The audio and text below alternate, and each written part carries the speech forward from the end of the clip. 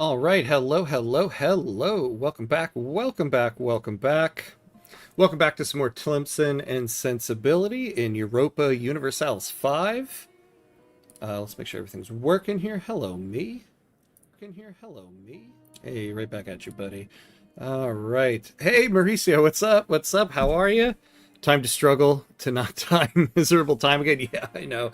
We are having some struggles in this one, as everyone can clearly see here. Hey, Jack, what's up, my friend? Hello, hello to you. How's everything going? Peter, good morning. Oh, good afternoon, good morning. Yes, that's right. Good afternoon to you. Stockholm. Stockholm can probably say we have had 30 minutes of sun so far in December. So gray. Oh my God. Oh my God. Yeah, I kind of know what that feeling is like. I did a trip to Reykjavik once. It's actually where I proposed to my wife. And so we did like 5 days in Reykjavik, and man, I think we had, and it was in January, and so yeah, we had like I think like 5 minutes of sun every day. It was interesting. Um, all right, all right, we are back. We are back with some more EU5. It feels like it's been forever since last week we did EU5 on Tuesday and Victoria 3 on Thursday, and this week we switched back to the regular schedule. So it's been a little over a week since we've been here. So let's recap on where we are. So we lost some land. We are long-term planning to get this back from Tunis, which also means we don't control the market center anymore. I'm realizing, oh, Discord bot is now turned on again. Yes, nice. Yeah, apologies to everyone last week for all of the bot messages you got. It was totally on my end. In full disclosure, what happened was I record these streams onto my hard drive as I do them because, I don't know, maybe someday I'll want them for something. Uh, and I was an idiot, and during the stream, my hard drive, or my second hard drive that I recorded onto, ran out of space, and Streamlabs like froze during the stream, and it just caused a week of struggle for me. um, on Twitch, I ended up having like a 21. They counted it as a 21-hour stream because it wasn't ending or something. So yeah, the struggles are real. So apologies for that. But yes, the bot is back. I'm not going to sabotage the bot anymore.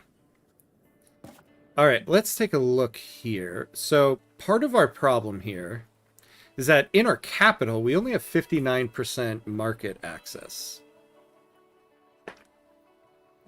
I mean, we kind of had this problem before we lost the market because our market center was not in our capital.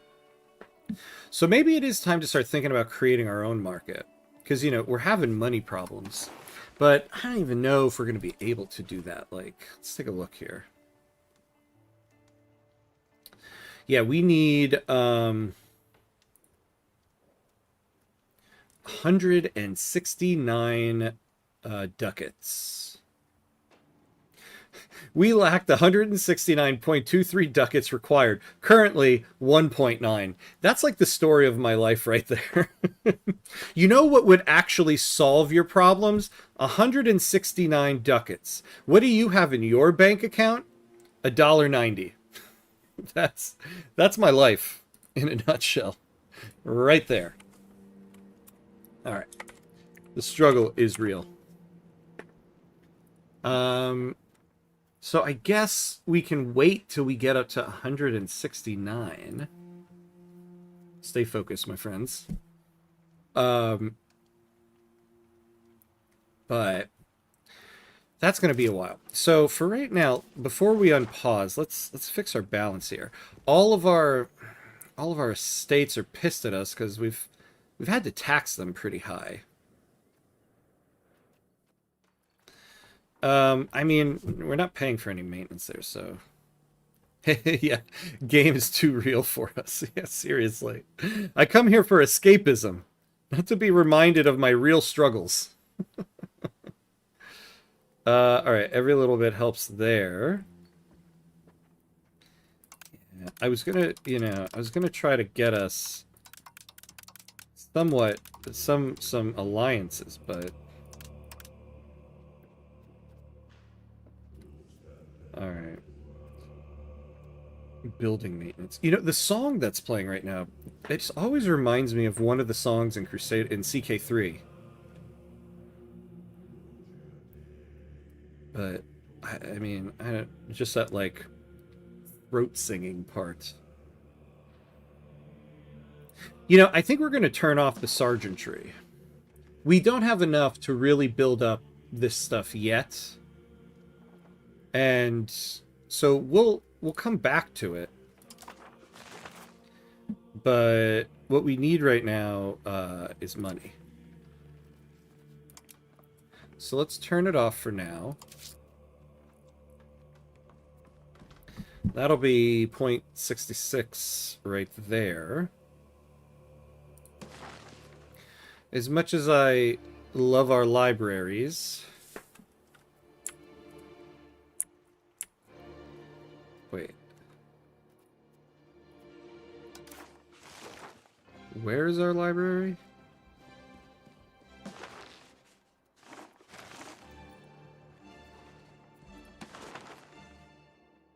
Why are we paying for one library, but it looks like we don't have one? We must have one.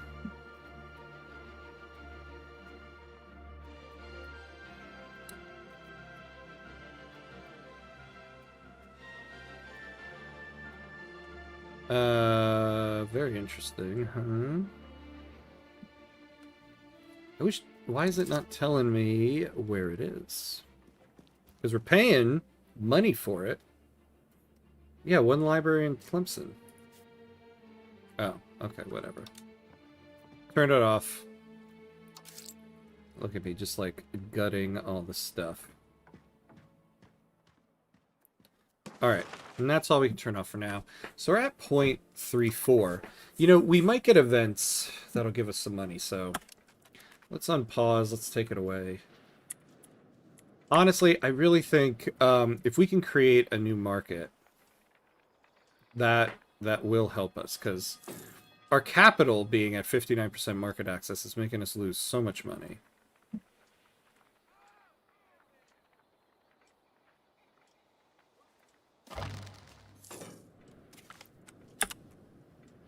Alright, so we got some army initiative.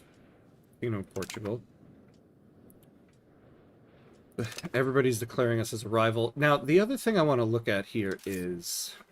I wasn't aware of this. I just learned this recently that... So we've been doing some trades with... who is it? So, in order to get professional army here.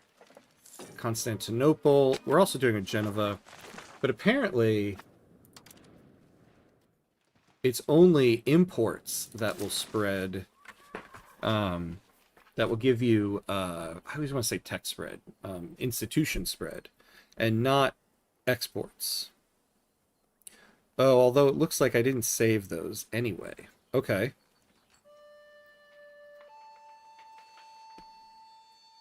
Yes, it is. Yeah, it is only imports. I was not aware of that. I was doing some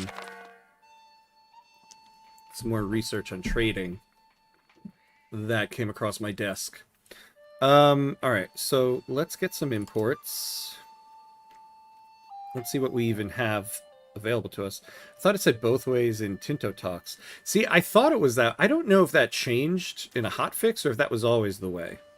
Because I also thought I'd read somewhere it was both ways, but I know as of right now, it's only imports.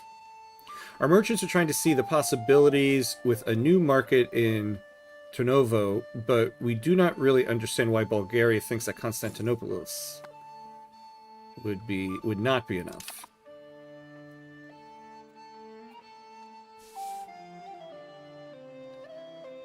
Ask for money.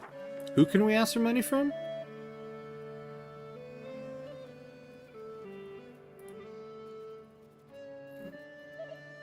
Nobody. But we... we need favors. Okay.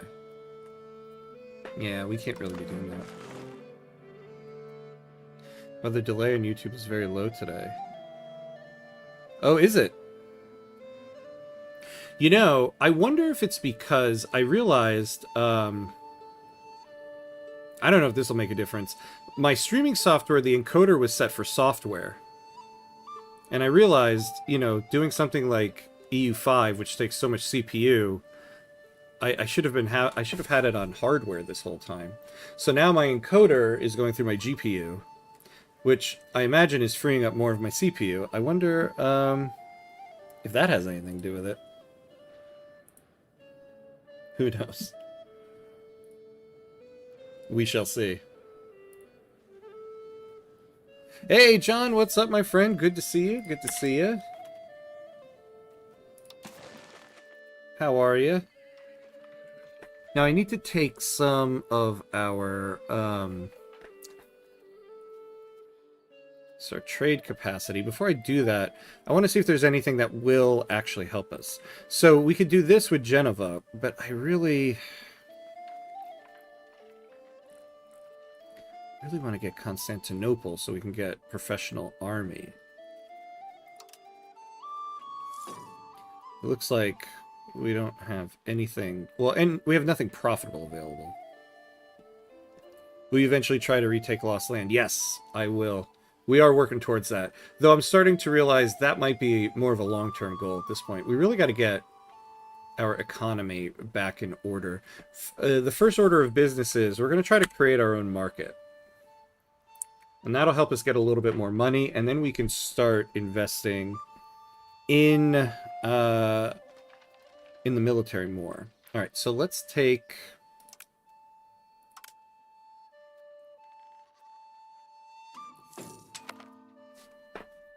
Let's take one of these trades.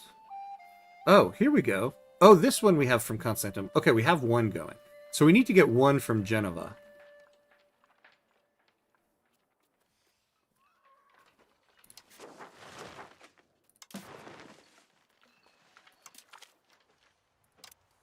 There we go.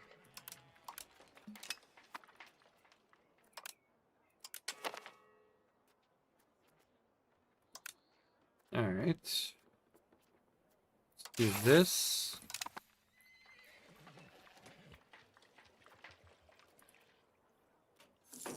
Yeah, so keep these two trades going. But now you can automate the rest of it. Just don't touch these guys. I kind of messed everything up right now, but it'll fix itself out. Hey, LaPlace, what's up? What's up?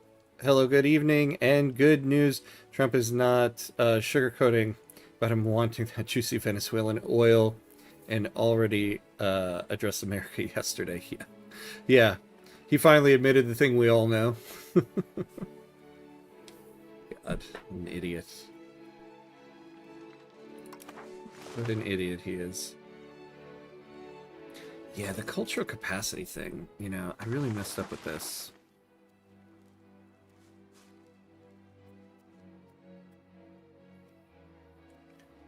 I need to get to 58 stability. We have non-integrated provinces. Oh, Iran isn't integrated. Oh, is it now? Okay, you know, we do need to tackle that. What are we doing? Developing and, oh, cracking down on the Moroccan patriots. We kind of need to keep doing that. Alright, we'll change this guy. Let's, integrate Iran. Full-blown narcissist. And you still, I know, you still have 3 years to endure. Me and my wife talk about that sometimes. We're like, wait a second. We're not even 1 full year in yet. Unbelievable. I feel like it's been like 8 years. Are you trying to ally the Mamluks? Not really, because we can't afford the diplomacy. I mean, I'm going to look at it in a second. We need to start trying to ally. We need an ally in somewhere. But we also can't really afford extra diplomats too much. But let's see what this is.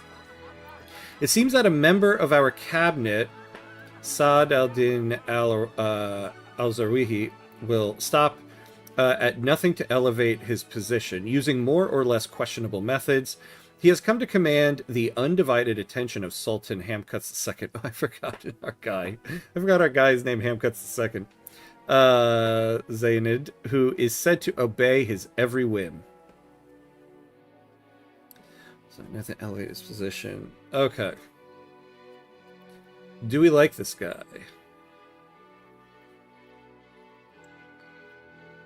He's not particularly great.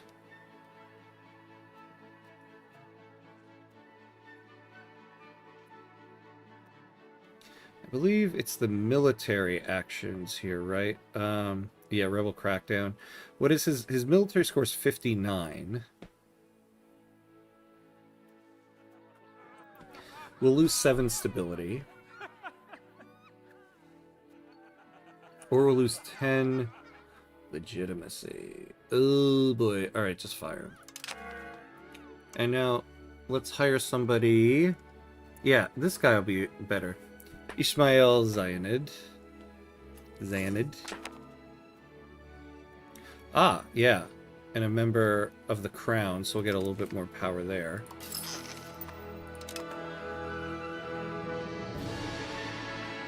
God, I've been using a UI mod, and I forgot how much better the UI is with the mod. Oh man, what's the name of the mod? I need to take a look at it. I found it funny that news outlets just put title like, "Is Trump want Venezuelan oil?" Yes, he wants. Yeah, I know. It's like, is he doing this for himself? Let's take a deep dive. Quickest episode ever. 5 seconds. Yes. Oh, hey, Jabba, what's up, my friend? Hello, hello. I'm doing well. How are you doing? Good to see you. How's everything going? Well, you have 3 years. Indonesia needs to endure 4 years of clown administration. Oh, no. Not saying comparing, but hey, at least it's only 1,095 days left before changing Trump. Yeah, I mean, I hope so. He keeps floating this idea that he's going to possibly try for a 3rd term, and all hell is going to break loose if he tries to do that, because that is like, that's a constitutionally mandated thing that you cannot. And I know what they're going to say right now. They're going to be like, no, it says you can't serve 2 consecutive terms. He didn't serve 2 consecutive terms, and it's nonsense. It's nonsense. I know that's going to be the reasoning. Mark my words right now. February 18th, 2025. Oh, it's called Glorp UI. Oh, awesome. All right. I'm going to go bookmark that after the stream here. All right. I would like to get... Oh, wait. No, wrong direction. I would like to be able to get our estates at least at 50% here. We're not going to get a lot of money, but maybe we can hold strong on that. Do you have a sergeantry? We do, but it's turned off because we can't afford it right now. Nor could we afford to build an army anyway. What we need to do is we need to start saving up our money to create our own market so that we can get up to 100% market access in our capital. That will open up more money for us, and then we can afford to start building up a military. Ah, the succession crisis. Wing Mom called me out for not messaging her daughter yet. Oh, Wing Mom. Oh, I like that term. The Wing Mom. Oh, no. So I really have to now. She is my manager. Oh, no. Oh, man. Hey, you looking, Jabba, you looking for a new job? Yeah, what happened?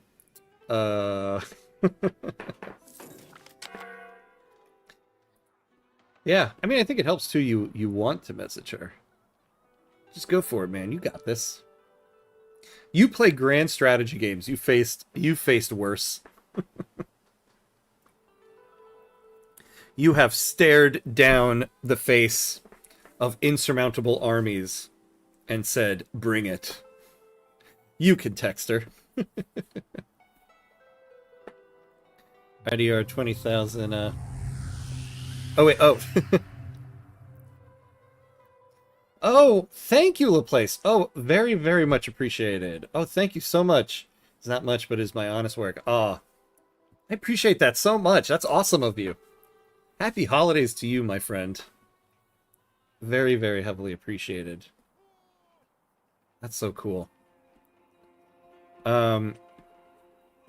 Years of mismanagement, court intrigue, and an unstable rule have wrought the seeds of our downfall. Ooh. Like shades in the dusk, many prominent individuals with sultanity aspirations have gathered in a petty attempt to prop up Crown Prince Ismail Zayanid as the rightful ruler of the Zayanid Sultanate of Tlemcen. I just hired this guy. Are you kidding me? Yeah, man, we need to get some metrics up here. Plotting the revolution. Joins the crown pretenders.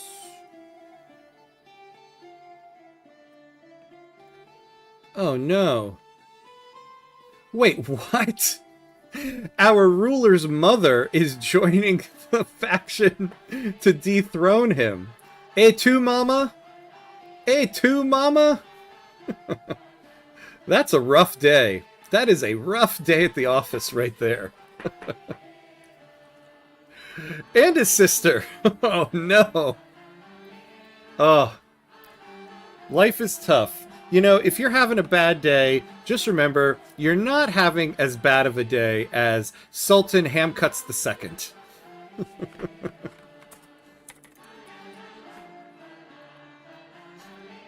Bring me his head on a pike. Oh, man. Okay.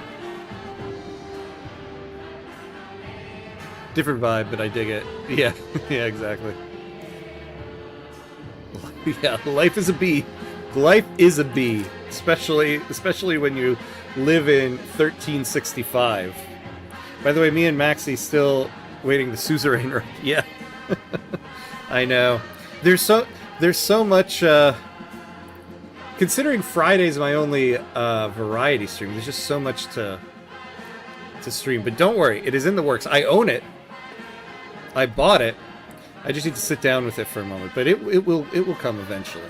Do not worry. You should try to increase your legitimacy. Yeah. You got too many games to play. Yeah, I know, right? There is just like too many games to play. You know, next week I'm going to be off from streaming for the week and possibly for making videos. I just want to like catch up on all the games I've had in the pipeline. Oh, man. Yeah, we lost a bunch of legitimacy here.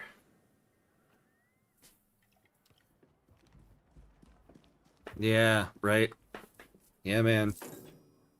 Gotta catch up on games. Like, since Iberian Twilight came out in Victoria 3, I've been playing that in order to make some tutorial videos. I haven't been able to... I've had to put down EU5 for a little bit. What also sucks is it's the end of the semester at work for me. So this is the week of finals. I had 2 classes finish their finals yesterday. I'm about to embark on a deep ocean of grading. Wonk, wonk, wonk. But it's like a whole bunch of work. And then once it's done, I'm off until like the end of January. Yeah, enjoy Christmas. Yeah, same to you, my friend. Yeah, grading mania. Grading mania is right. I've got papers, I've got finals, extra credit assignments, and then the wonderful emails of people being like, is there anything I can do to bring my grade up? Oh boy, look at this, look at this, look at this.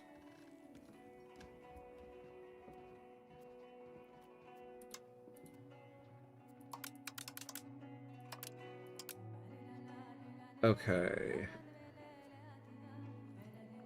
We've got to fix this. That isn't legitimacy, that's stability. Yeah, yeah. No, I know. But we're in the negative. We're in the negative of stability. But we can't really afford to use our budget for that right now. The location of Injamin is now considered a part of our patrimony. We shall defend it to the last drop of peasant blood. Oh, God. Improve relations with Morocco. You have to check for AI while grading. I don't. I mean, well, actually, it might. Like, the students submit their papers through this online learning system, and I think it automatically checks for plagiarism.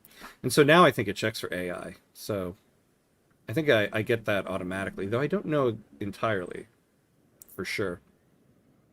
The belligerents must not go unstopped. Morocco have pressed what they claim. It's a perfectly legitimate claim on province.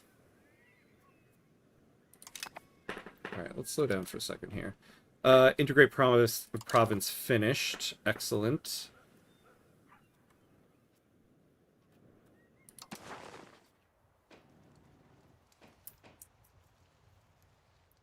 So let's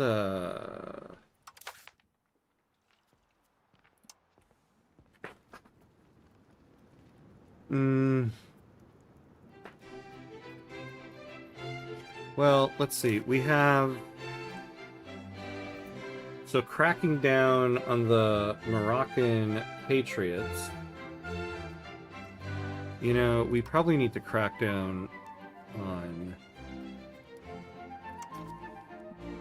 Yeah, the commoners, insurgents. Oh yeah, and this guy has a 100 for military.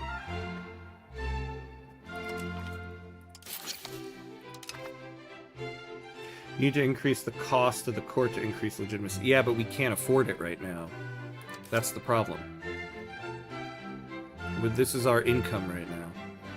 And we need money, and what we really need to do is to create a new market to increase the amount of money that we're getting here, which is going to cost a lot of money. So unfortunately, we're going to have to stay at this for now. Ultimately, we're going to have to suffer the consequences of it. So we can get out of debt here. Or not debt, I mean get out of having so little money. At least for me, 2026 is a good year for me. My favorite Gundam movie is having its second series after 10 years of a void. Oh, that's kind of cool. Hopefully this movie is all aired in Indonesia. Oh, nice. Also, next year I might be enrolled in university and get my international relations major. Very, very nice. Sounds like you do have a good year lined up for you. I'm happy for you. That's good.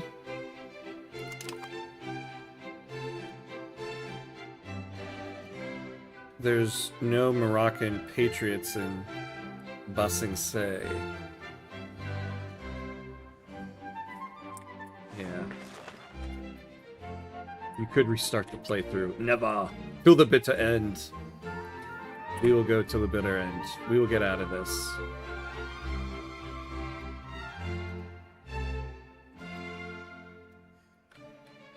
You know, I've seen this, but what will this do for us?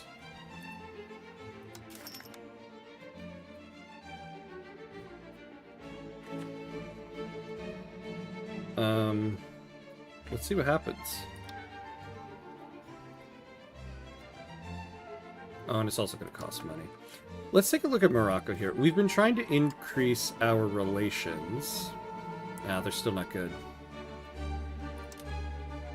Oh, I thought we were trying to do that. Let's improve opinion.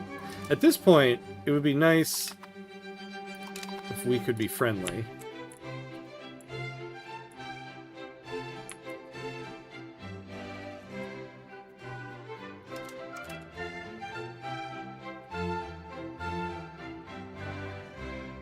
Oh, I didn't get the Basing Se joke. I didn't. I didn't. Sorry, that one flew over me. Sometimes I'm an idiot.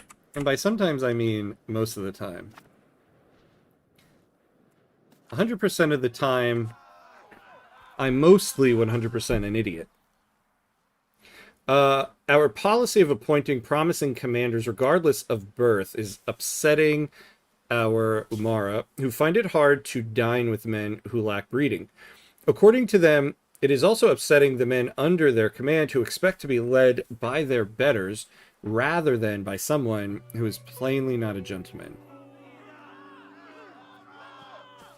You know, if we could get... Yeah.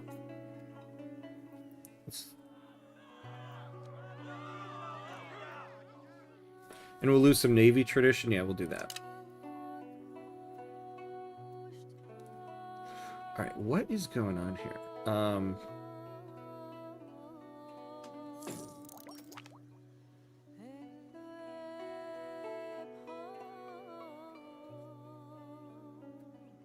What happened that the taxes are the biggest part? The succession crisis.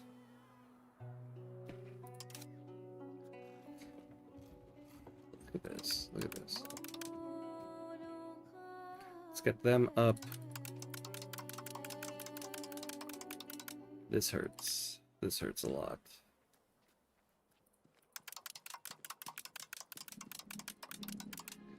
Get the burgers up.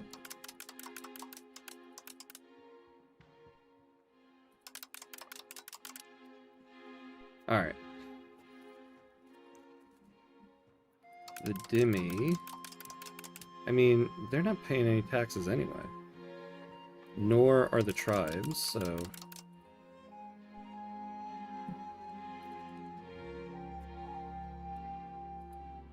Oh, yeah, we have some research to do. Good catch, thank you.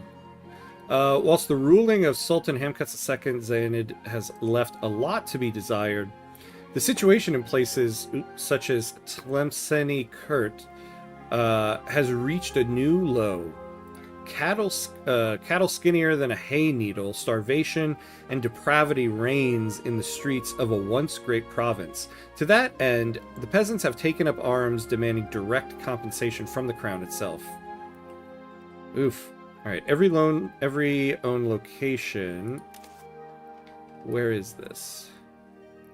Oh, all the way on the border with Morocco there. So they'll lose 10% pop satisfaction and support the claim of Ismail Zaynid on our throne. What is their pop satisfaction right now? I still never remember what each one is. That's food.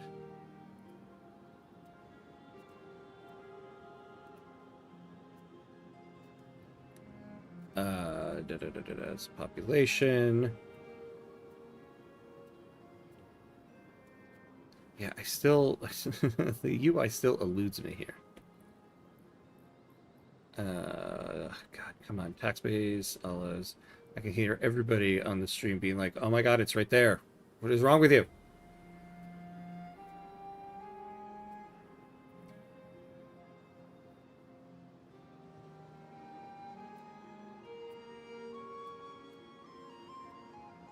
Transport of institutions. Yeah, this is proximity, this is control, this is tax base. That one I do remember.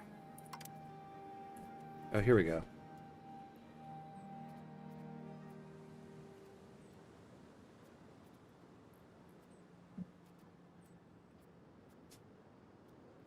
Oh, alright, I texted her. I feel weird. Why is texting a girl so hard? I feel like I'm 15 years old. Yeah, it never gets easier, right? It never gets easier, but you did it! And that's the important part. And I think she'll appreciate it. You never know, my friend. You never know. I actually, when I met my wife through an online dating site, and she was actually the first person I had messaged, and I hadn't heard from her in like 3 weeks. And I was actually sitting with a friend of mine one night watching football, and I started complaining to him. I was like, I hate these online dating sites. You read somebody's profile, you send them a message, and you never get a response. Because that's the thing. Like, I feel like Like, I think women on online dating sites get weird responses, and men on online dating sites get no responses. And so I was complaining, you never get a response ever. And I swear to God, it was like a movie moment. I'm sitting there complaining about it, and then my phone went bing, and I looked at it, and sure enough, and my friend was like, "Whoa, what's that?" I'm like, "Oh, I just got a response on that dating site," and it was actually from my future wife. So you never know. Uh, if your name's Ham Cuts, put your hands up. If your name's Ham Cuts, make some noise. Woo woo! Love your vibes. Add me on Discord. Oh, of course. I'll be right on that, Rose. Um, hey, Outer Signal. Good to see you, my friend. Good to see you. You can't afford to make the commoners any more upset. Yeah, this is true. This is true. So we found the average satisfaction here. So their satisfaction is 34.99. I don't know about that. Wow, fate has a weird way to humor us. Yeah, seriously, right? Isn't it? Isn't it amazing? All right, so yeah, we don't want to lose 10% satisfaction there. And the Crown Pretenders will gain 5% progress. They're at 7.94 right now. So we'll lose 10 ducats. We can actually afford that. We'll gain 5 legitimacy, which isn't bad. They'll gain food, 5 prosperity. We'll gain 5 control. Oh, that's not bad. Oh, look at this. All this for just 10 ducats. We will take that. We'll give in to the demands. All right. Oh, yeah, look at that. Fixing all those taxes kind of put us in a bit of a hole.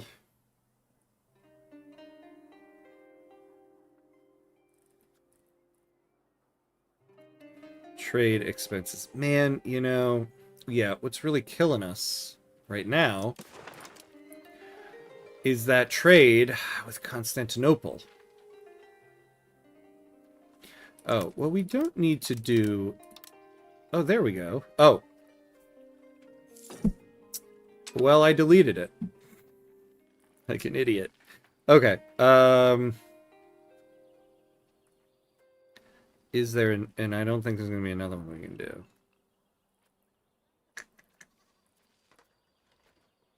Well, poop on that. Let me tell you, poop on that. Although we needed to do it. We can't afford it.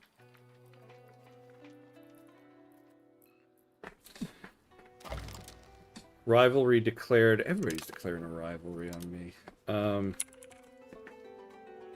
Let's take a look at the institution's map mode here.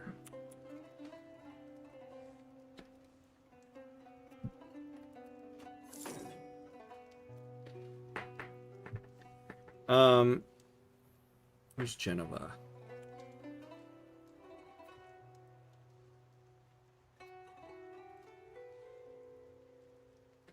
I mean, they have professional armies there. We should be getting it from this. Oh yeah, we do need to add tech. What are we getting, though, on this? Oh, look at that. We currently have 0. So that trade wasn't doing anything for us anyway. What are we getting?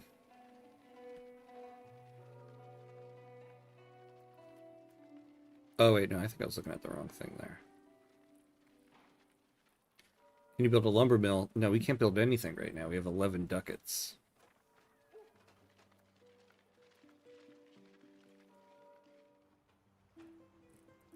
Yeah, I feel like we're not getting any tech spread on these trades. Or tech spread. Institution spread. Although would it be... The problem is... We don't control the market center. Would it be that?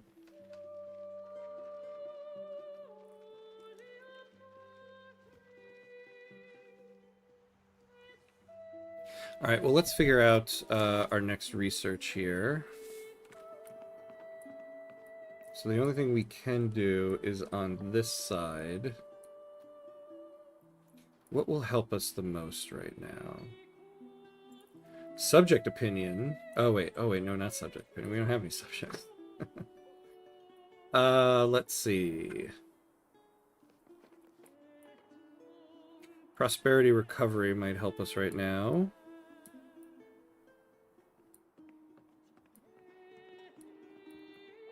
Construction speed would be nice, but we can't construct anything right now. Alright, max literacy for nobles. Monthly legitimacy, proximity costs, expected cost of court. Actually, all of those would be pretty nice for us right now. Grant privileges, costs. Yeah, war with no casus belli. Maybe later for that. Maximum RGO size would be nice. Food production. Supply limit. Maritime trade presence. So I think what we'll do is we're going to prioritize getting down to these three, and then we'll go after this stuff. So we'll go after this first. That. And then that. And then we'll reassess. I find it easy to get lost in the research, not knowing what or how to approach things. Yeah, I know, right? It is easy to kind of get, because the tech tree is so large. The one thing I don't like is that, like, in order to look at the whole thing, like, you can't. Or even to look at one branch, like, you can't. You just have to kind of memorize everything. And then just zoom in.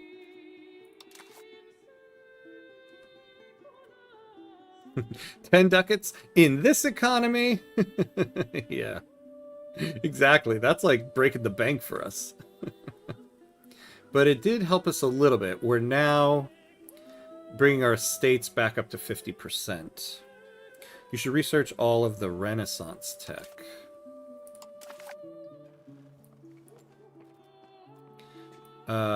Well, we can't research any of it. Yeah, we haven't embraced the Renaissance. So, can't do that. Money's a pain in early game. It really is. It really is. It's one of the things that I find to be the most troublesome when playing with smaller nations here. You're just like... You're crawling at a snail's pace. Like, at least in Victoria 3, I have a handle on what to do and how to increase that. But here, it's just kind of... I guess maybe because the game is taking place over a 500-year timeline, but yeah, it seems to just go so incredibly slow. It's difficult. Johan wrote that you were supposed to get about 85% of an age research done if you don't completely mess research up. The struggle is real. Oh, God. Yeah. Yeah, see, the other thing is I don't like this whole, like, institution spread. Like, it seems like it never spreads. I'll be honest with you. And I know what to do, but I feel like it's not doing anything. Yeah, like, look at that. Our market center is getting text... I keep calling it text spread. Institution spread. I think that's why we really need to get our own market center here in Tlemcen. Because it's not spreading to us anymore. It spreads through trade, and we're trading through here, so it's spreading here first. Does your burgers have building rights? Yeah, I believe they do. They should. They have the roads, market fairs... Yeah, building rights. There we go. Also, our crown power is just so low. Oh. Alright, we can call the estates. So let's do it. Support the state plus 50% crown power. That would be very good for us right now. Pop promotion speed. We're a member of the clergy. Speed of integration. Yeah, that's fine. Ties to neighbors. The peasant estate satisfaction equilibrium. What are they at right now?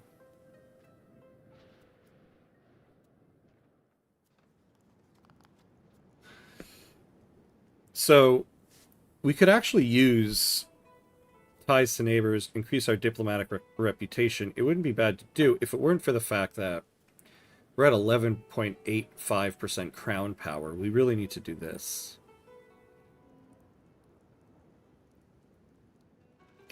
Oh, that's a fun part. It makes each game different if institutions spawn at different places. Yeah, that's true. But it would be nice if we got one. That's what I'm saying. It would be nice if we got a little bit of spread of at least one. Uh, Not just Andulis there, also the Alexandria and Fez. Oh wait, sorry, I missed your first comment there. I find it funny that North Africa needs Renaissance when it literally has access, yeah, to the Andulis library. Not just Andulis there, also the Alexandria and Fez. Yeah, I know, right? Like that doesn't make any sense. Maybe in a DLC we'll get something like that. It feels like recent Paradox games are trying very hard to slow down catch-up mechanics to avoid players being too OP. You can see it in Victoria 3 and Heartsfire and 4. People complain of coal as a anti-player mechanic. Yeah. Yeah, it does kind of seem like that. Like in Victoria 3, they got rid of the GDP multiplier for small countries. All right, let's do this. Let's take a look at what we can do. Serfdom support. So we'll lose 5 prestige.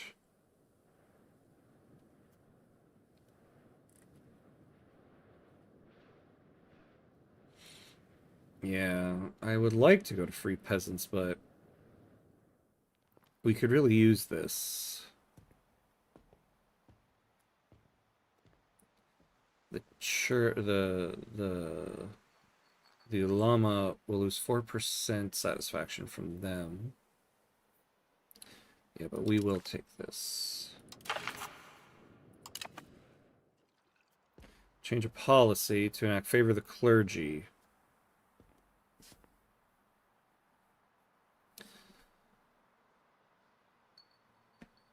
Maximum tax for the clergy estate plus 10%. Agenda impact, monthly progress to spiritualist. I don't know, for just 6%, I don't really care too much for that.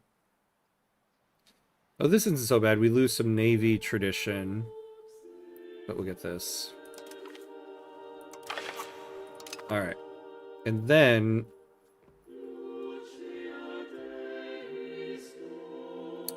ooh, man, it would be nice to request additional taxes.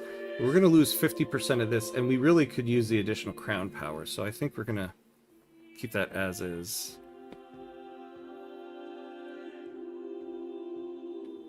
And I really want to get off of traditional economy here.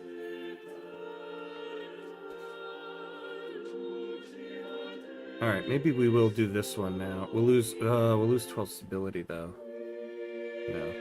All right, we'll stay at 65% for now. We might get events. Promote urbanization. Yeah. Sultan Hamkut's the second Zayanid has been acting very strangely the last couple of months. It appears that His Majesty is suffering from a temporary crisis of insanity. Well, maybe because everybody, including his mother and his sister, are trying to dethrone him. As a result, our Sultanate is left with very little efficient guidance. Administrative insanity.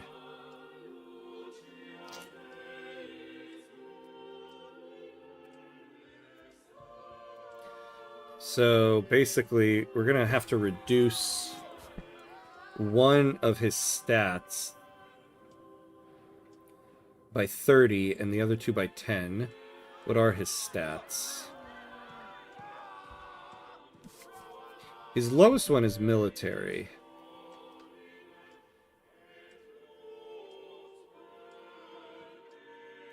So I think we'll reduce his military duties. Institution expands at different places, as long as different places are in Europe, yeah, according to the game. That seems to be the case. I think that's probably the frustrating part. That seems to be what the situation is. Oh, you know, we could try to get him married. Starting in Europe usually makes getting institutions early easier. Yeah, some spawn elsewhere, but lots of them spawn in Europe. They all pretty much seem to spawn or start there.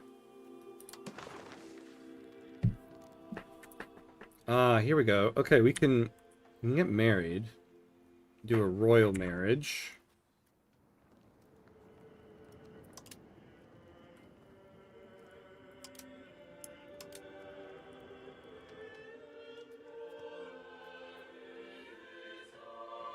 Or we get this person. Who has better stats? 40, 65, 59. Ooh, she's pretty good. Institution. Or not institution, but administrative.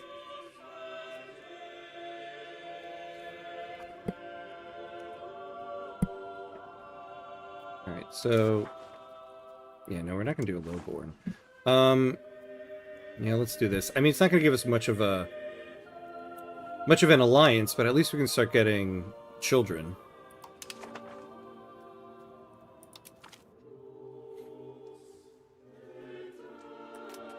So she's not in line for the throne, but this will give us some extra prestige.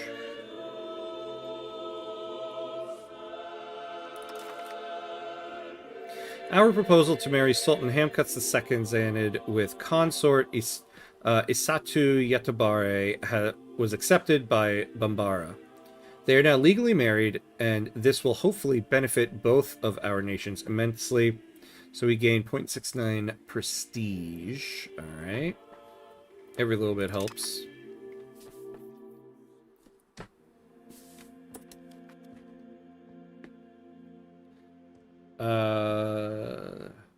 Thing is, the initial institutions like legalism are more spread, like being in Asia too, but often the first era, all institutions can only spawn in Europe or North Africa at most, according to the game. Oh, really? I haven't seen it in any spawn in Africa, or North Africa, in any of my runs, even my European runs that I do. Ham has finally lost it. Too much bad RNG drove him mad. Yeah. Yep, that's right. He's like, damn it, this real life RNG is killing me. Literally. Or is it students? It might be the students. That plays some factor into it. Especially at this time of year. Playing EU4 in an African nation is really harsh. Trying to catch up on institutions takes hundreds of years. Yeah, I feel like that's what it's going to be for us. It's going to be like hundreds of years here. It's going to be hundreds of years, I feel like, until we can get enough money to create our own market. But we shall try. Yeah, people forgot that China have the longest legal institution from Han to Qing and to the modern China government. Oh, yeah, there you go. See, so there should be more institutions that will affect that. Oh, yeah, I forgot. We don't want to do this because it's going to cost us money. Which we don't want to spend right now.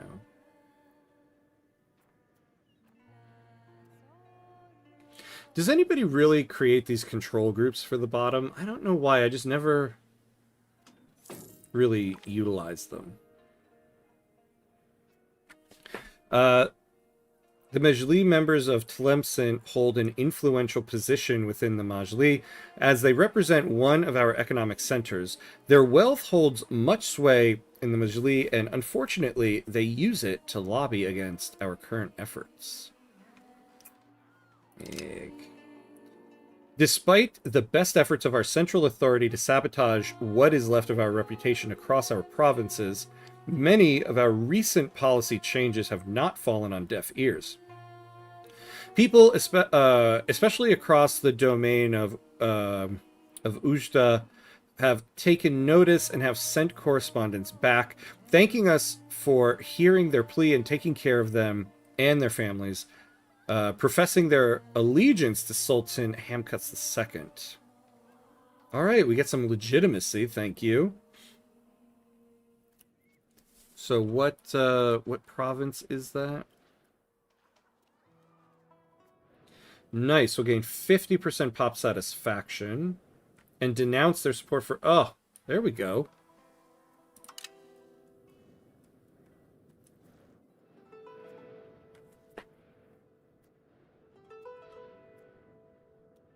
In the Southeast African nations.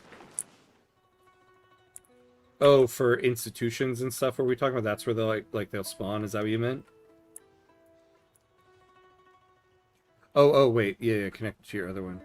Yeah, playing EU4 in an African nation is really hard trying to catch up on institutes like hundreds of years in the Southeast African nations. Yeah, I can imagine.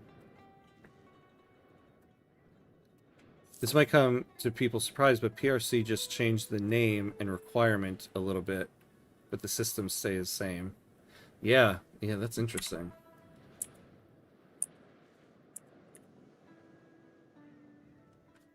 Really makes playing different continents fun and diverse. I know, I agree. I do like that. I do like the fact that you get a different game based on where you play.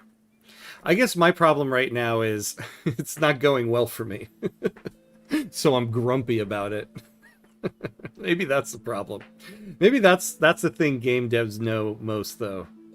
Don't take comments from people who are having a grumpy run. I've been so into flying recently. I get why people pay so much to make a sim so realistic. Oh, that's interesting. That's very cool. Yeah. I've always wanted to try out that, like, a recent Microsoft Flight Simulator. I just never have time to do it. Oh, Joe, what's up? What's up? How are you, my friend? Good to see you. Good to see you. Oh, yes. Okay. They pass support the state. Excellent. So now we're at 19%. That's good. Oh, and we're at the hour mark. All right. So we do have to take a quick break. Pay homage to our lords of ads. I should say gods of ads. I shouldn't demote them. Don't mess with that. So we'll take 90 seconds, and then we will be right back.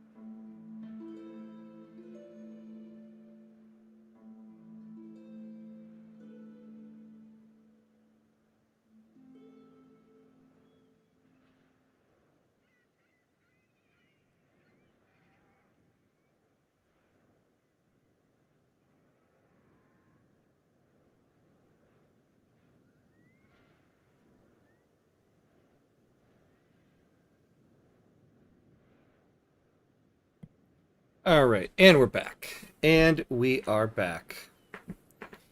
Let's see, what did I miss here? But the catch for China is once you lose the mandate of heaven, you're cooked. Like totally everyone is your enemy. You mean in EU5 here?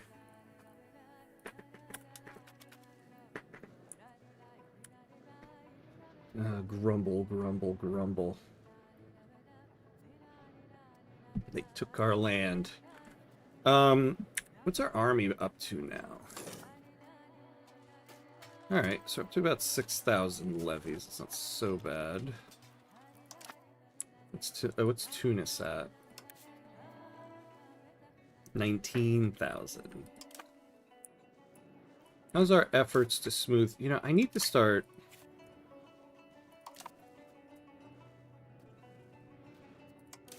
Yeah, whatever.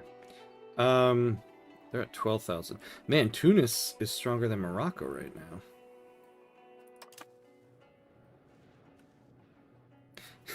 They took our jobs. They took our land.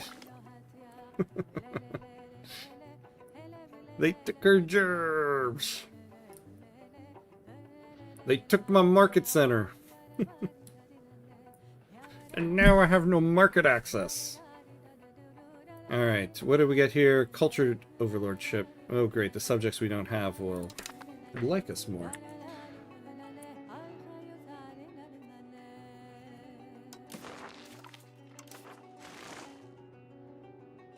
Oh, our merchants are trying to see the possibilities of a new market in Soba. Okay.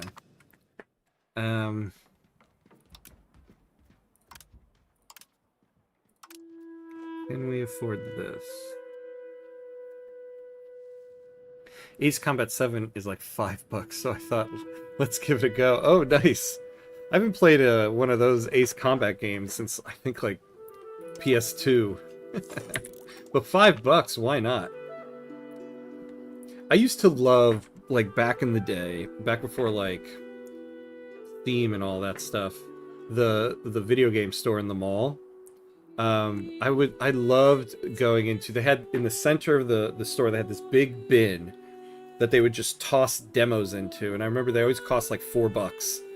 I used to buy tons of demos, so, and I acted like, oh, I'm buying a game for $4. But it was great back when you could, like, back when games made demos and you can actually play them for a little bit.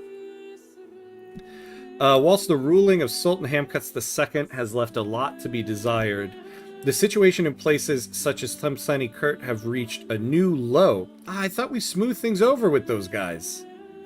What the poops?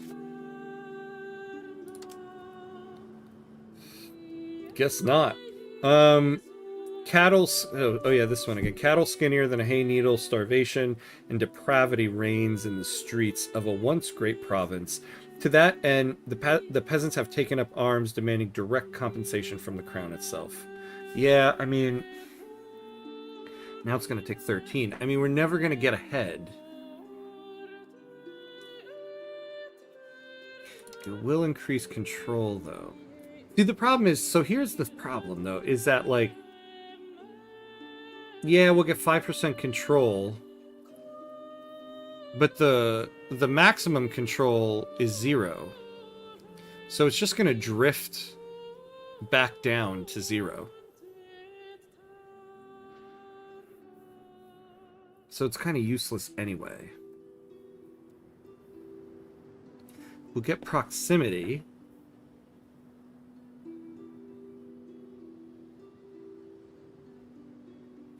Although max control should be plus 11 from this.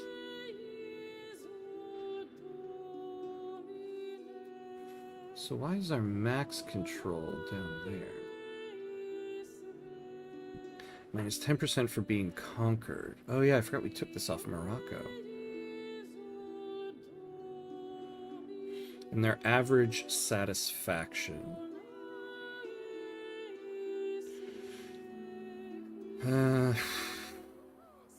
Well, the crown pretenders will lose 5% progress. Or we say no. What's their progress going to go up to?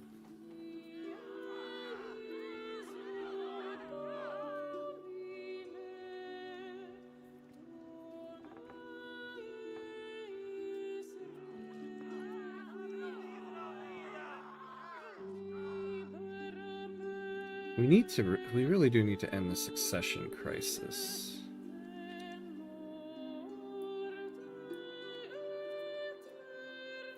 I think for this one we're gonna say no. They're just gonna be upset with me. I went back to watch the clip of they took our jobs from South Park, and oh my god, dude, it's been 21 years. Oh my god. That episode came out 21 years ago. Oh my god. Oh my god. Yeah, you forget how long that show's been on the air. Man, I remember seeing commercials for it back when it first started. And it was like, if you get this new channel, Comedy Central, you can watch this. And asking my dad, Dad, could we get Comedy Central? He's like, no. I'm not paying for extra channels. I didn't quite get it then, but now... now I get it. Now I get it.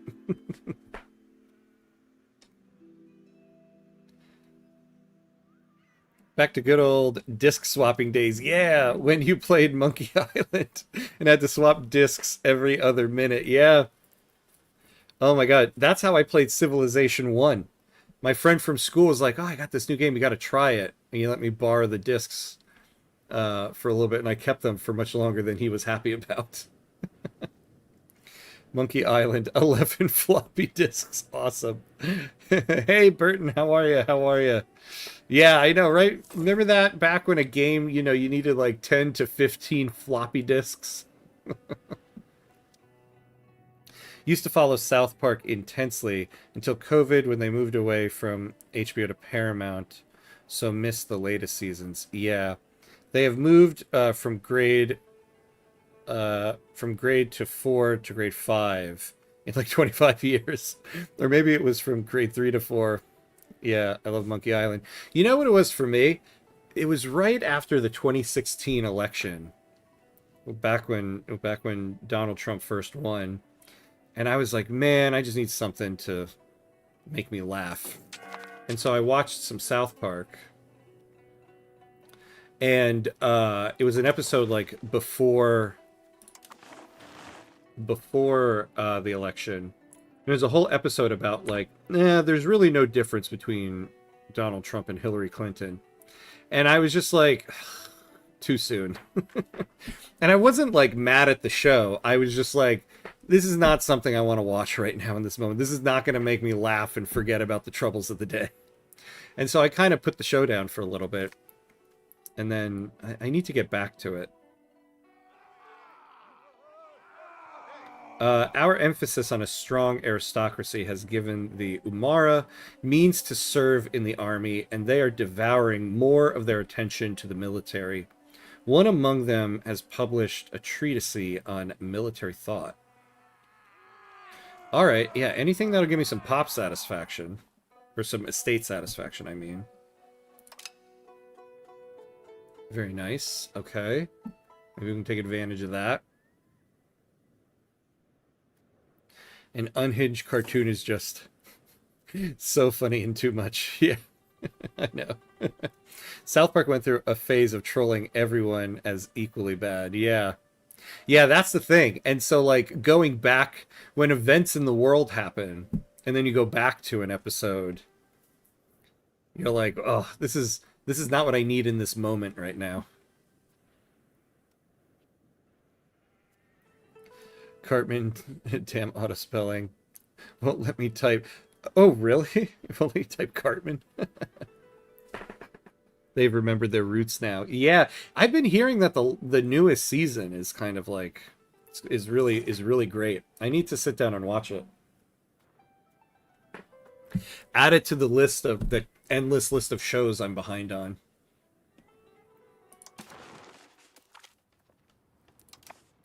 Dubious spending practices. Oh my god, these guys of mine. Abdel Wahid Ait Zachariah's spending habits have raised some eyebrows. He has been spending large amounts of money, far larger than one in his position should have access to, distributing gifts to the local burghers in his home region and improving the local infrastructure. An investigation has revealed the facts. Rather than serving the Sultan in the best of his abilities, Abdel Wahid al-Zakaria has been funneling state funds to Tahart in order to boost his popularity there. While this has been a boon to the local economy, Such practices could prove damning to the state as a whole if tolerated. Yeah, see, so I'm using this guy to crack down on people, and he has a 100 military score. So we're getting a plus 50% bonus to that. I would rather just turn a blind eye. We have the legitimacy. Tahart will gain some development. That's not bad. Yeah, we're going to turn a blind eye on that one. Really cutting satire in this administration. Yeah, that's what I've been hearing. I could use that right now. I dislike South Park. The satirical is not really that funny for me. Yeah, that's the thing. I mean, it kind of depends on when and where and what, right? Oh, what did I just do? Did I move that? And that's the thing with satire. Sometimes it works, sometimes it doesn't. And really, yeah, and it's more just on me. Oh, we can lower it. Oops. What am I in the mood for? Because it is true, sometimes there is things that they're satirizing that I'm just like, nah, I'm not with you on that one. Because satire always has a political leaning to it. Like, I hate it when people try to be like, oh, it's just cartoons. It's just cartoons. It's not just cartoons. You're making a point. Sometimes I agree with the point, sometimes I don't. Satire is always a political discussion. So it kind of depends on if you agree with the point being made or not. Because I think their politics are interesting. They say they're libertarians, which I'm not a big fan of libertarianism as a whole. But sometimes I agree with the point they're making, sometimes I don't. And sometimes it is just kind of a funny, silly episode. So they're not commenting on politics per se, but more a cultural thing.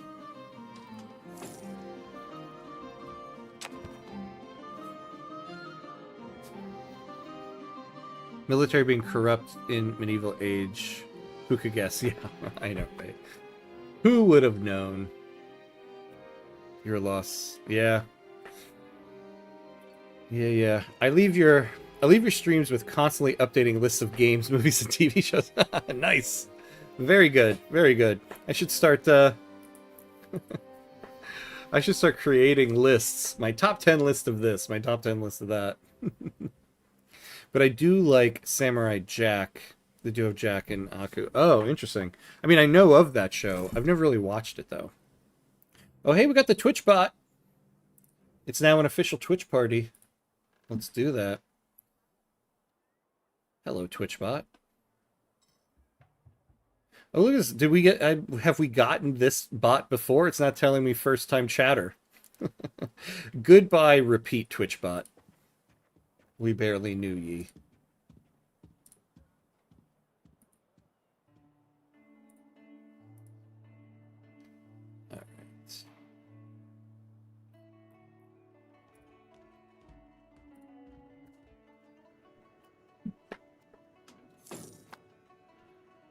Oh, it did. Oh, it does say first time for you. That's interesting. Maybe mine just kind of messed up. Maybe Twitch glitched. Oh no, I can't use it. I can't afford any more streaming glitches. Please, Twitch, spare me today. It's an unhinged cartoon. Also, Aku, the main villain, is cast by the same guy who voiced Uncle Iroh from Avatar. Oh, interesting. Okay. Interesting. Libertarians feel like house cats, think they're fiercely independent, but have no understanding of the system they depend on. This is so true. I mean, I don't know, maybe this is going to be too elitist to say, but I love when in New York State here, I love going to upstate New York because it's beautiful. And so like camping and hiking and stuff like that. And I love all the little small towns in upstate New York. And some of them are like these super liberal places, but a lot of like just from the general vibe and stuff you get, and a lot of them are super libertarian. And there's a lot of like libertarianism in upstate New York, and I'm always like, what is that? Because the basic premise of libertarianism is like, you leave my money to me, I leave your money to you, and like we take care of ourselves. And I'm always just like, these small towns in upstate New York, you're all running deficits. You're all being propped up by New York City. New York City makes so much money for the state. New York City is funding most of all the small towns in the state. And we also have, you know, like Buffalo, Rochester, Syracuse, who also like are making money as well. But which is like all these people who are like, you leave me my money and I'll leave you your money and we take care of ourselves. I'm like, if New York City did that, you wouldn't have a town. So I just find that interesting in the libertarian ideology that like, you know, that doesn't, if we really went with your ideology, you wouldn't have a town. 20 billions bail for libertarian leader Orban. Yeah, paid by U.S. tax money. Yeah, exactly. Yeah, my tax money only goes to the worthiest of world leaders. Can you? I mean, yeah, sometimes it does go. I mean, we send quite a bit to Ukraine, so I shouldn't say that. But yeah, sometimes it also goes to people I wish it didn't. Double-edged sword. Yeah, great real life example on libertarianism. Yeah, yeah, and it's like you drive you drive down the street and they always have like the chopped wood for when you're camping there, which I love, and it's like the honor system leaves some money, so you get some wood, you lose some money. But I'm like, do you think these bushels of wood that you're selling are propping up your town? These bushels of wood that is all cash, and you're probably not paying any taxes on to the town anyway. Urban versus rural, elite versus common folks, same arguments. Yeah, that's true, right? Isn't that's the thing? Although I think here in the U.S. people are starting to realize our differences aren't urban and rural. It's not left and right. It's up and down. I love New York City, like the fact that you can go out at any time and get some halal meat and rice from a vendor is life to me. I miss it. Yeah. Yeah, that is the thing. Any type of food you want to eat, we have it here. Because somebody from that part of the world came here and opened a restaurant. So this is true. Hey, Angel, how are you? Hello, hello. Welcome, welcome. Good to see you.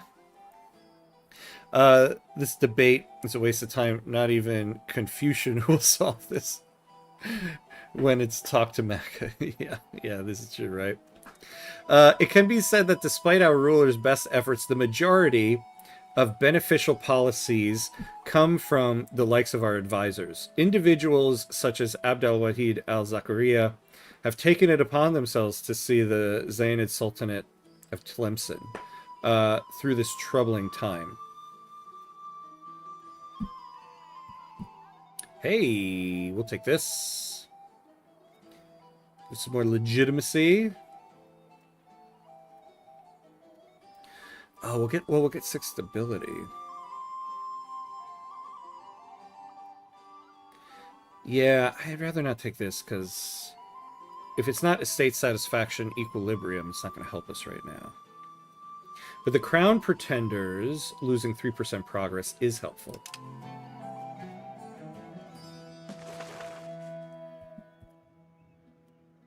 It's up and down. Preach, Lord. Yeah, right? It's so true. I mean, I think that's what I think slowly people are starting to realize that. Our differences are up and down, not left and right. And some people would love it if we still continue to think it was left and right.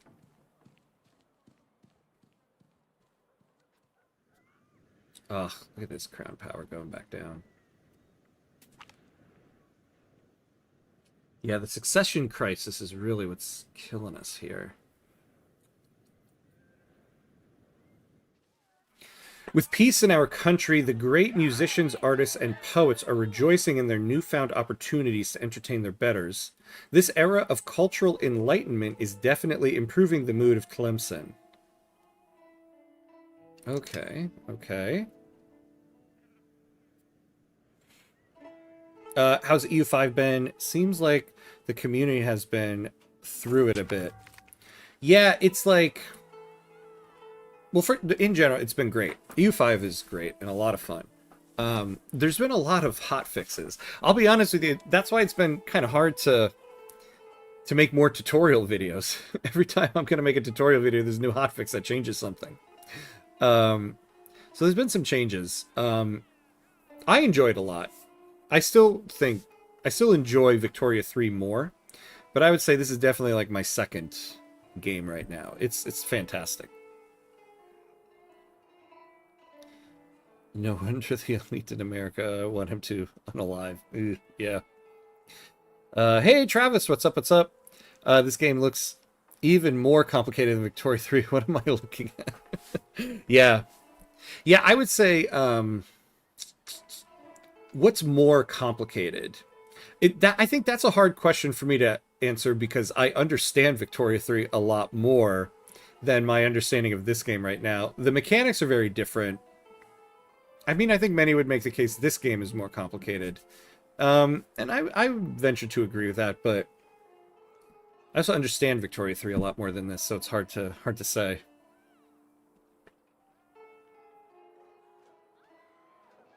By hotfixes, you mean huge changes. Yeah, yeah. Oh, yeah, sorry, Dractacus. You got pinged by the bot there. I used to not have the bot on. And then on Tuesday, we got trolled by somebody, and so I had to turn it back on. But yeah, I can see what you wrote there, though. By hotfixes, you mean huge changes. Yeah, this is true. That's exactly what we've been getting. The game is in flux, I guess we'll say, which is great, which is good. Whilst the ruling of Sultan Hamkas II has left a lot to be desired, the situation in places such as Tlemcen Kurt has reached a new low. This one again. These guys. You guys are oofing me here. Yeah, their satisfaction keeps going down. I mean, things we're... Yeah, it's because we're getting that conquered. When do we lose this? This is when a location changes owner from one country to another. This is usually through a peace treaty after war. There are other ways, such as selling locations by diplomacy. A conquered location needs to be, integrated in order to be Oh, yeah, okay. Well, I thought we integrated that already. All right, hold on. Let's take a look here.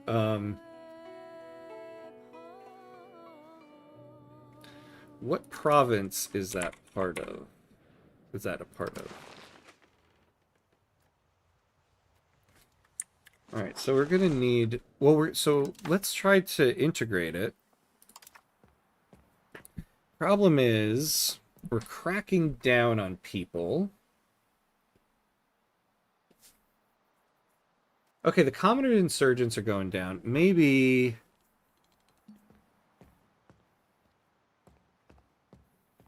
See, I wish you were cracking down on the Moroccan patriots right now. What does integration use?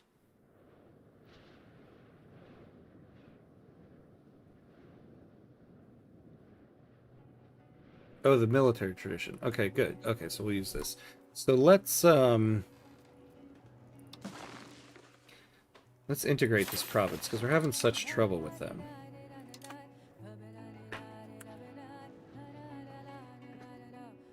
Yeah, Streamlabs on it again. Streamlabs doing its Streamlabs thing. That's why there's so much overlap between Mamdani, Bernie, and Trump supporters. Underlying mutual issues. Yeah, this is true. The Clanker strike again, yeah. Best have bot. Decent people can adapt. This is true. I think I will. Keep it on. Oh, pardon my French. No, no, you're totally fine. Tritakis. You're totally fine. In fact, I might add some allowed words.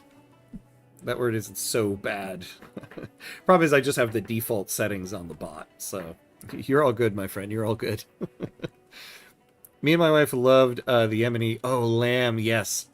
Haneth out in Brooklyn from the Yemen Cafe. If you have not been, go ASAP. I haven't been there, no, but I love Yemeni food. Oh my god. I remember I was at a conference in Michigan, and it was snowing. And there was this Yemeni restaurant. And they had a lamb broth soup, just so simple, just a lamb broth soup. And I don't know, maybe because it was freezing and it was snowing, but it was like the most delicious thing I've ever had in my life. I love Yemeni food. Good call, good call. Yesterday's weird. Some Kirk fanboy show up, demand apology. Oh yeah, wrestled Maxie and just cowardly leave. Yeah, that's what happened. That's what happened here. Yeah, and I just asked them, well, what is it that specifically I said you want the apology for? And they just left. Oh well.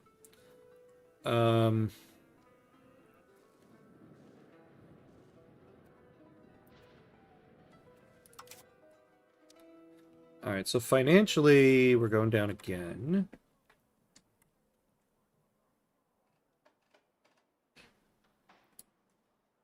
See, we have to do something here. I wonder if... Slow this down for a second.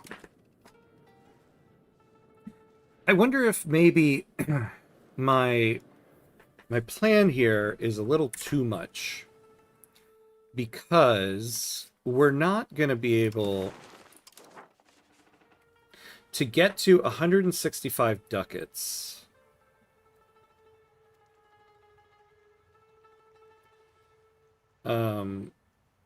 It's going to take a long, long time. I wonder if it's worth maybe building some RGOs and stuff like that in order to increase the amount of money we're getting here incrementally. Let's take at our market. So we can build beeswax in our capital here. What's beeswax at?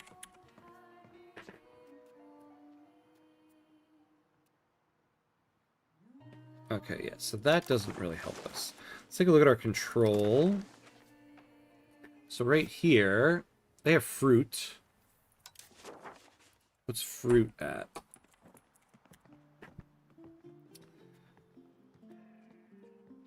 Okay.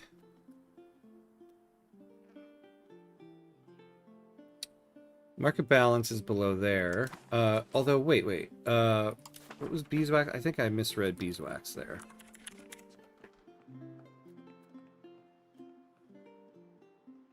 Okay, so we could expand beeswax here, get a little bit more money out of that.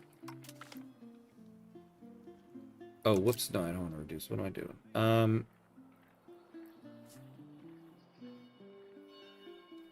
Never been to the US, but it sounds like you would just have the world around the corner. Sounds nice. Well, yeah, in New York City here you would, yeah. New York City, you get people from everywhere around the world, and there's like there's a little corner somewhere in the city for so many different cultures. Although what's interesting is it seems to be like the northern United States that has like a Scandinavian population. Like I know there was a lot of like Finnish people that had settled in, I think it was like Michigan or Minnesota. So there's an interesting, like very large Finnish population there. All the Scandinavians went to the coldest part of the country, go figure. Is American food, is that bland and no spices? No, I wouldn't say that. I mean, I consider American food like that kind of like barbecue, southern barbecue, stuff like that. A lot of flavor there. Then in the Northeast, you have a lot of like seafood type stuff, like a classic New England clam chowder in New England. Oh, So good. Bro, what? America is the land of no one and everyone. We are the melting pot of the world and have all flavors and spices. Yeah. Yeah, you can find anybody from somewhere. And a community somewhere in the country like that. Yeah, American food is peak fusion from all over the world. That's the thing. American food is basically just like people who immigrated here and then started creating something, and then it just kind of got blended in. Like the idea of like Tex-Mex, which is great, but obviously a blend of like Mexican food and like Texan barbecue. Okay. So we need 55 ducats here. We're lacking lumber. Could we import some lumber in our market here? What am I doing? What am I doing with my life here? All right, there we go.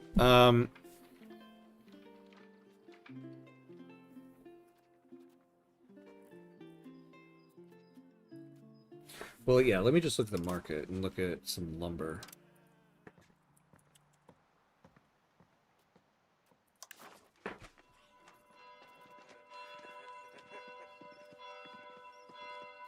So we could do Constantinople. We'll lose some money out of it. All right, let me take some...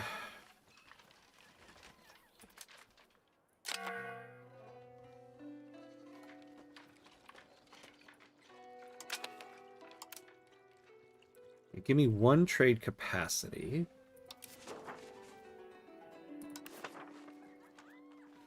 Do it from there. Oh, why can't we do it here? With this... there's no surplus in that market. Okay. Well, here, we'll do it from there. So give us... How many units are we going to get from this? 0.73. How much is our market lacking? Alright. Not necessarily that much, but... we'll take that.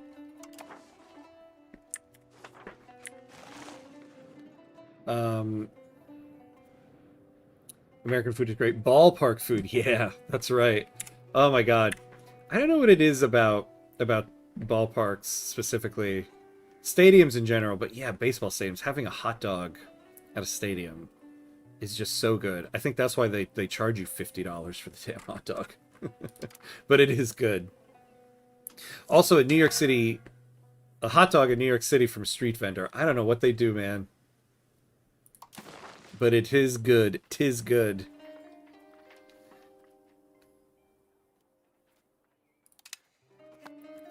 God, I hate this. I hate this so much. Yeah, you get all the trade automation, but leave me these two trades. Twin Cities has a large part of Swedish origin, Chicago and North-South Dakota. Yeah, I know, right? It's interesting. There must be a story as to, like, how that migration started. But there's stuff like that all over the United States where there's, like, small pockets of, like, or not even small, but just pockets of people in certain regions of the country. And it would be interesting to dive into what started the migration from specific places to those parts. But yeah, like the north, like this north central part of the country is largely Scandinavian.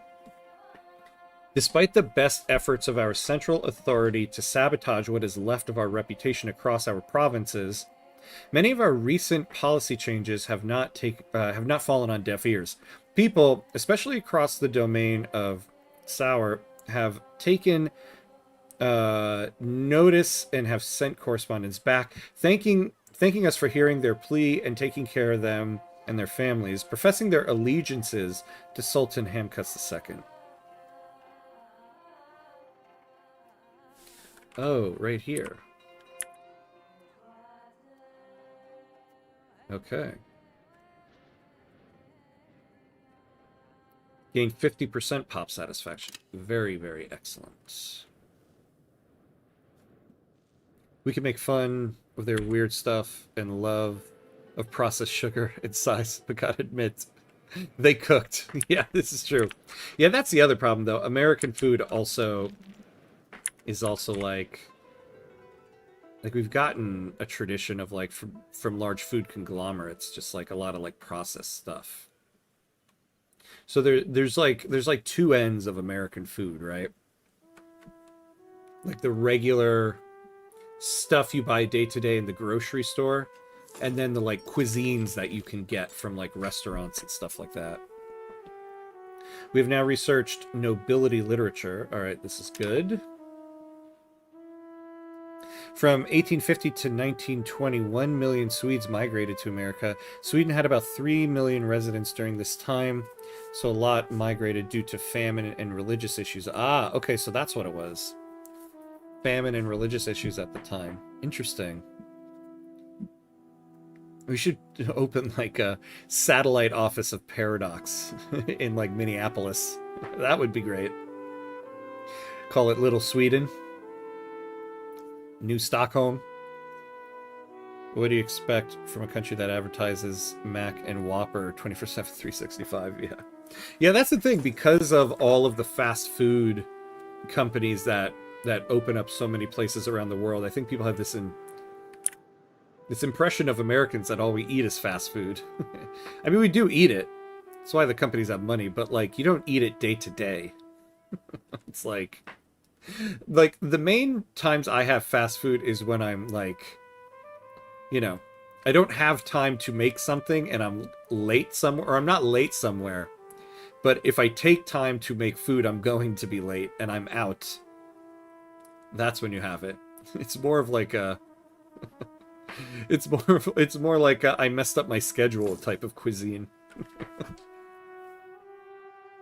I used to go to San Francisco Giants games, and man, the food and view was peak living. Oh man, yeah, I bet. San Francisco is great. I love San Francisco. They have a great theater scene out there.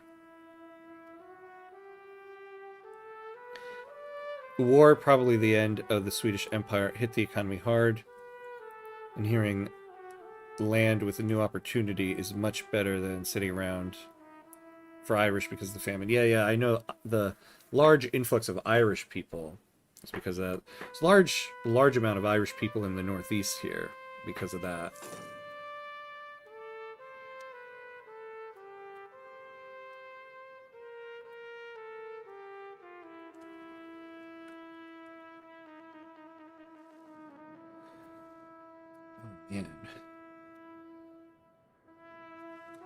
Oh, man.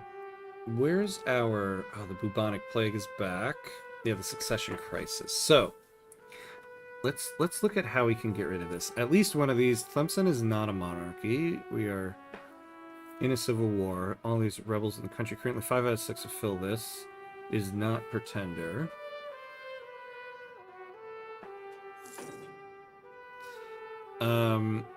We have greater than 60 legitimacy.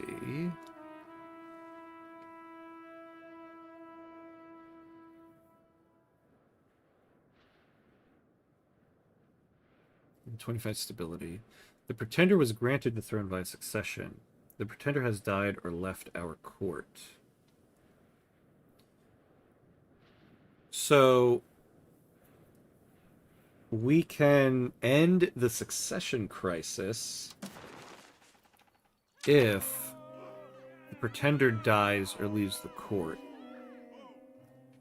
Who is the person again? Yeah, this guy.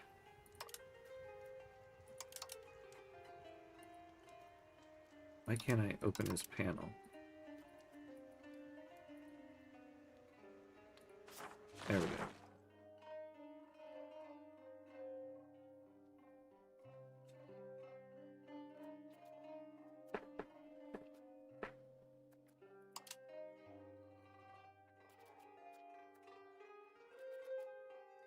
No, we can't try to off them. That's what I was looking for. There was a lot of famine in Europe in the 1800s. There's even an event in Wiki 3 about it. Yeah, it made people moving to the west. Yeah, the Hungry 40s event. Yeah, the United States got a lot of migration because of that. I think that's how that's how my mom's side of the family got here. They're of German and Polish descent, and they moved here in like sometime in the 1800s. Well, you're not eating fast food because you already have someone that will cook for you, but your student is either mac or pizza. Oh, yeah. Well, now me and my wife kind of cook equally.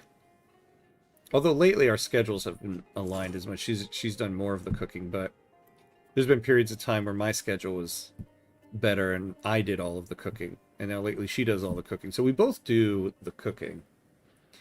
But yeah, I mean, especially when you have kids, you're like, oh man, we can't order in all the time. We gotta give them like a home cooked meal now. Do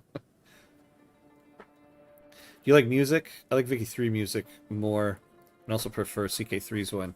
Yeah, I really do enjoy the music of Victoria 3. I love the opening song in EU5 here. It is so epic. And the rest of the music is fine, but I do like Victoria 3's soundtrack quite a bit. Muslim scholars are of many minds on the question of the permissibility of Sufism. While most appreciate the heightened levels of religious devotion that it inspires among the general population, some disapprove of how certain Sufis express their faith. Poetry and song about wine and illicit love, as well as communal dancing and veneration for the tombs of those regarded as saints.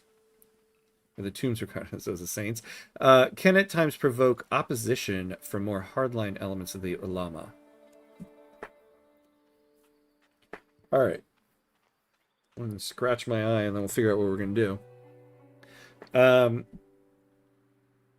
Yeah, we do want to go towards jurisprudence. Yeah, we'll support the hardliners.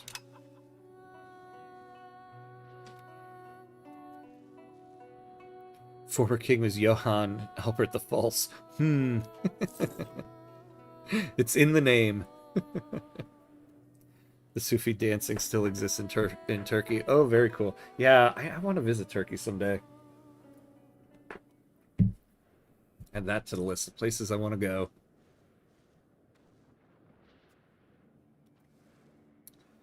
All right, so...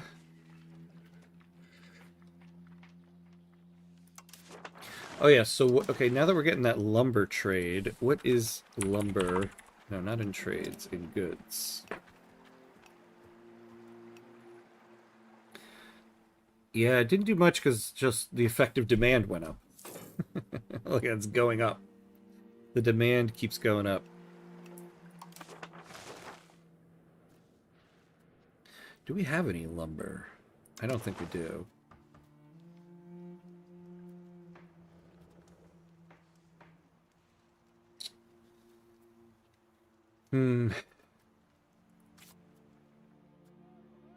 So yeah, this didn't go down at all. Once we get 55.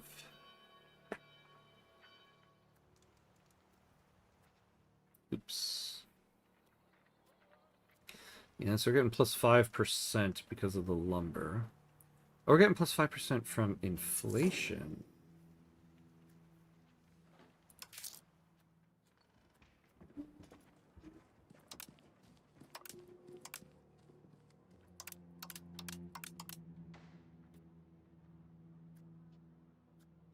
Yeah, we have 5% inflation going. We really can't. We really can't afford. Really can't afford to go lower than that.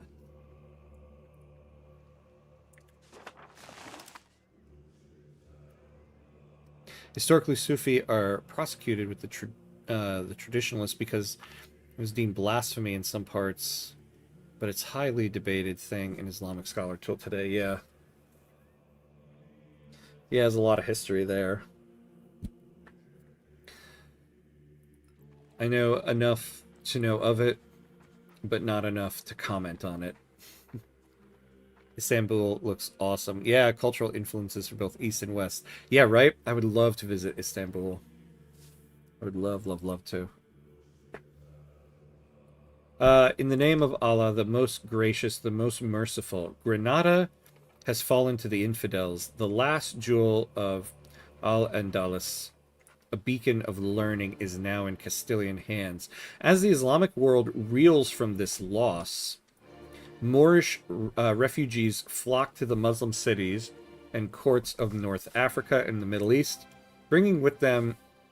sorry, everyone, I got like a hair that fell down there. And courts of North Africa and the Middle East, bringing with them knowledge, works by exceptional scholars like Abu al-Walid ibn Rushd, Abu al-Qasim al-Zarahi, and Abu Bakr ibn Tufail. Inviting these refugees to Tlemcen might provide an enormous boost to our own efforts in the fields of science and culture. Yeah, well, what is it going to cost us?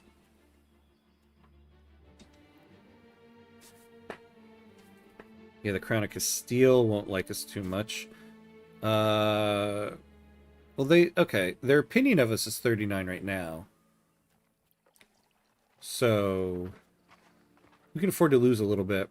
We'll gain 5 prestige. We could use that. 150 Sunni pops will migrate each month from Granada to Tlemcen in the next 240 months. And the other option? We lose prestige. We lose more prestige than we have. Yeah, we'll take this.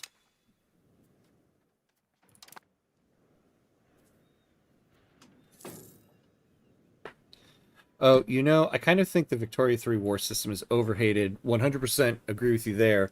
I like the war system in Victoria 3. I always say, like, do I think that should be how the war system is in every game? No. But I think that war system makes so much sense for that game. I don't think a thing like unit stacks necessarily make a lot of sense for something like Victoria 3. Oh, we got a daughter. All right, Maria's fine. Because in a game that is focusing on the economy like that, the war system in Victoria 3 is all about supply. How well can you supply your military? And so that's what the war system is based on. The other thing too is, this is what I always find interesting, is like if you have unit stacks and stuff like that, and I can, like in this game, I raise an army, and then I can tell them, you go here, you go there, you go there, and then I see somebody suddenly over there, I'm like, oh no, you guys stop here. Like, I can command the units instantaneously. It doesn't make sense. You know, like, if you think about, as the player, who are you in the game? So if you think of, like, and they even say in EU5, who are you? You're the spirit of the nation. And I think that's kind of who you are in Victoria 3 as well. You didn't have communication capabilities back then in order to do that. Like, I like to use an analogy of, like, for Victoria 3, the era of World War I, we had a whole movie about World War I called 1917, where the whole premise of the movie was that a British general was going to advance the front, and the British HQ got information that that general should absolutely not advance that front. And the best means they had to tell that general to not do that was to give 2 dudes a letter and tell them to run across Europe to get it to him. Like, so the idea of like a unit stack, and this guy is advancing, and I'm like, oh, he shouldn't advance that way. Stop right here. And he instantaneously stops. And I get him in this game doesn't instantaneously stops. If you're committed to the movement, he'll go to the next thing, but I can stop him. That doesn't really make sense. So to me, the Victoria 3 war system makes sense because that's kind of what war was. You had your general, you sent them out to war, and the generals made the decisions on the battlefield, when a war starts, when to engage. And you could tell them, you're supposed to advance the front, you're supposed to defend the front, but you didn't get to pinpoint their movements. So yeah, there's the long rant I just went on about the Victoria 3 war system. I agree. Symbol of a lot of cats. I mean, oh, does it really? That's interesting. Yeah, I guess, yep. Granada is no more. The Crown of Castile took them. Wonk, wonk, wonk. Interesting stuff going on with Portugal and Castile over here. Why did they make these random guys a subject? I don't know. For the past couple of days, we have been entertaining guests from the committal court of Bambara, the once home of the consort. After a full week of hunting, feasting, and gossiping with the family, they are finally preparing to return to Gizeni. They assure us that they have had a wonderful time and insist that the Sultani family simply must come to visit Gizeni soon. They will be certain to inform everybody back home about how Consort Isatu Yatabare is happier here than ever before. Great. All right, Bambara.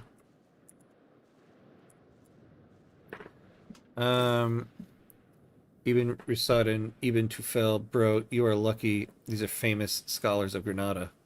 Yeah. Well, hopefully they'll help us out a little bit here. Sometimes feel people want Hearts of Iron 4.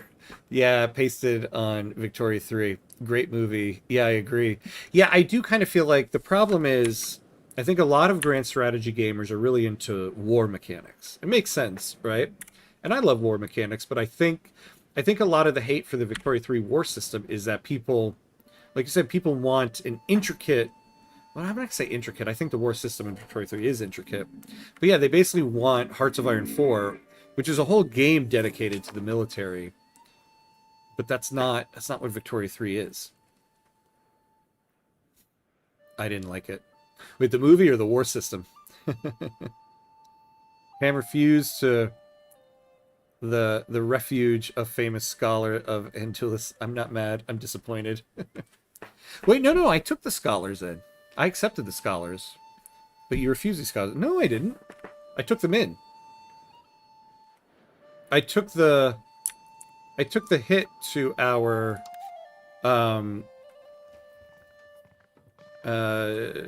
acceptance from the Crown of Castile in order to get them.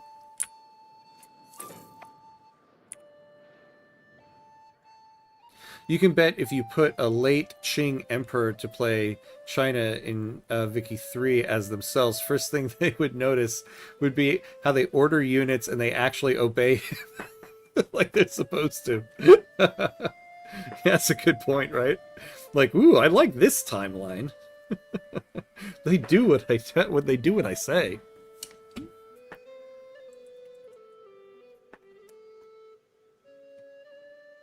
Yeah, I do like Victoria 3. Yeah, exactly. Can you form any countries with Tlemcen? I don't know. It doesn't give us anything off the bat. I'm wondering if we do if we form a republic, if we would have new options. But even at game start, we didn't have anything specific on the list here. Just kind of interesting. Hearts of Iron is also good, but that's the point of the game. Yeah, exactly. It's like you can't have that whole intricate system and the whole economic system. Like even this game at times, I kind of feel like there's too much going on.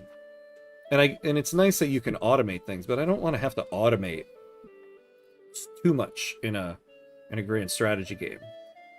There's a lot going on. I like the amount in Victoria 3. I like the amount of stuff going on. It's not too much. It's not too little. Our seamanship is so superior. We don't have a single boat. That complacency is setting in. People are content to rest on their laurels, but this could make us vulnerable to challenges by would-be upstarts. Really? We don't have a single boat, but we're confident, huh? Ugh. Yeah, let's take the naval hubris. I don't want to lose 12 stability right now.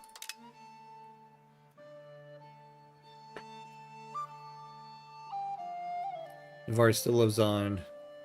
Oh yeah. Oh, we got monthly legitimacy. This is good. This is good. Yep, Navarre still lives on. So does Aragon.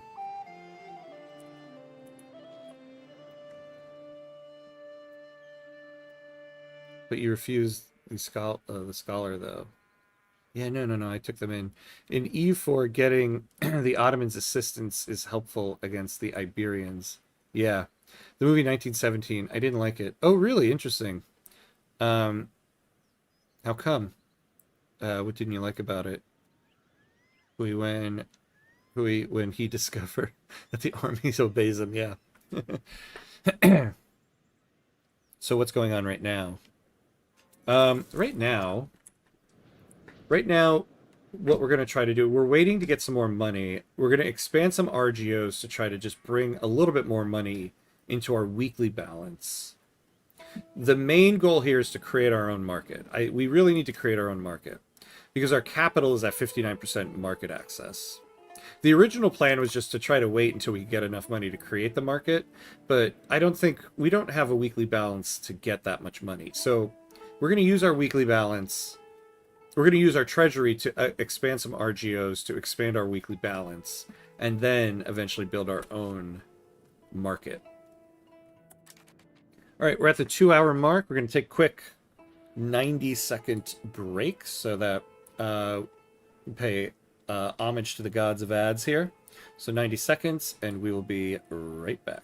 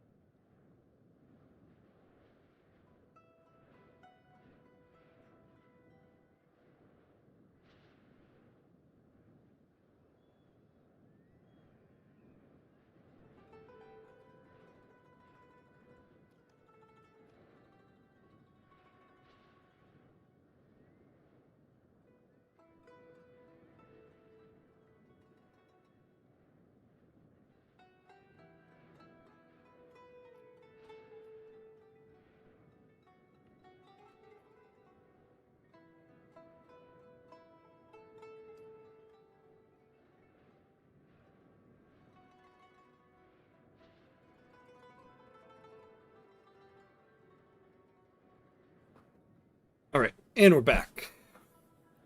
And we are back. Let's catch up here. Well, I like Black Adder more, although it's a comedy series, but the last episode is very grim. Ooh, yeah, I don't know about the last episode. I'll have to look at that then. I feel the opposite. It feels a lot like EU4, which I am more confident with compared to Vicky 3. Oh, interesting. Yeah. I have to say, yeah, when the game first came out, I was like, oh, I'm very comfortable with this. This seems like Victoria 3. Though there is some very important differences, right? Like the whole like, oh, I have my market is good here, right? But it's really because you just kind of have these burger imports that make up the difference and everything. And so it's like, where do we have it here? And you have like burger exports. And so when I'm trying to balance my market out, Like, I'll build a building, but you don't make any progress on your price because you build a building, you add that input, and so the burgers are just importing or exporting less, or I mean importing less. So it makes balancing the economies different in the way that, like, it's very different from Victoria 3. Well, you try to accept Moroccan culture. I can't really, to be honest. Earlier I kind of messed up and I accepted Algerian culture because, you know, and I put us well over our accepted cultures. I should have been more mindful of that. So this is a long-term problem we got to find a solution to. Although, you know, this is Algerian culture is a large part of our country, so something we should do. The eerie silence, and when Captain Darling said, the 1917, it's very chilling. No amount of Rowan Atkinson joke can heal that. Yeah, poor Rowan Atkinson. I think one nitpick I have with this game is the music. Yeah, except for this song that's playing right now. This song is epic and awesome. But it's interesting how the music goes out quite a bit. I wonder why that is.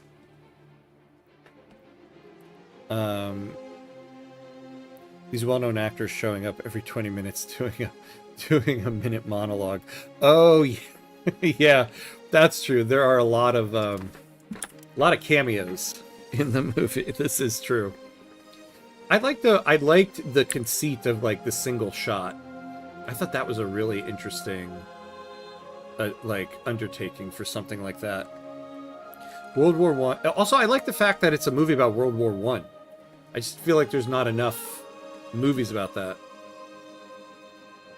especially recently. World War One, and before essentially a giant meat grinder. Yeah, basically. Something weird with changing sound levels. Oh, wait. You mean sound levels on my stream or in the game?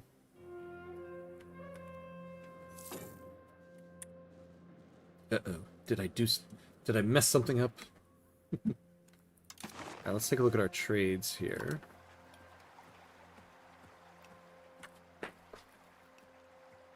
Oh, we have no trade capacity going to that right now.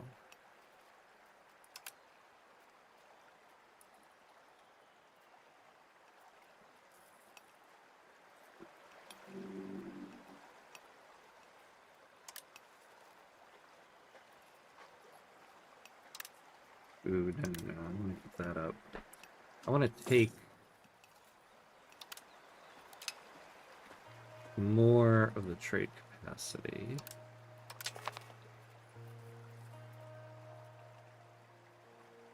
Ah, and now I lost the trade.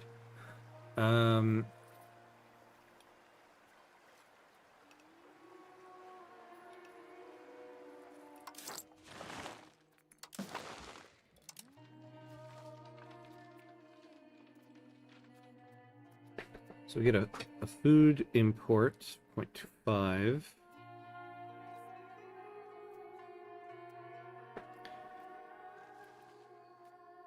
Yeah, that's going to be the only one we can do. We'll take that.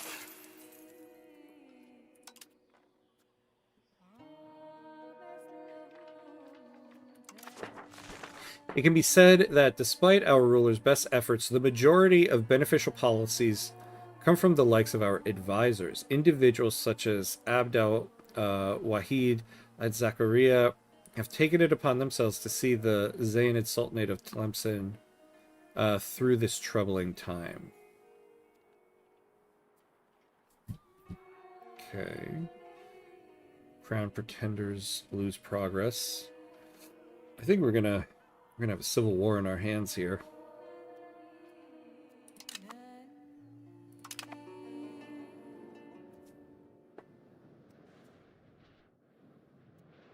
True though, yeah. What was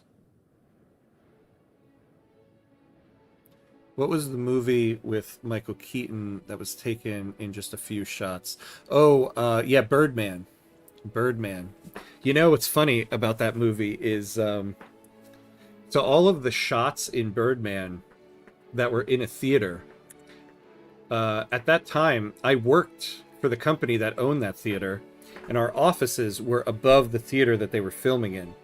So every morning, when I would come into work, there's like a side door to the elevator that goes up to the offices, and there's a door that leads directly into the theater, and that door would always be open because they begin filming very early. And so to fill the audience during like the shooting of the movie, they had cardboard cutouts of people. So whenever, for like a couple months, when you would go to work, you would wait at the elevator, and then you turn to your right, and the door was open, and you'd get like a because there's all these people sitting in the theater. And every day I would know it was there, but in the morning while I'm having my coffee, you'd always forget. And I'd look over and I'd be like, oh my God. So that was fun.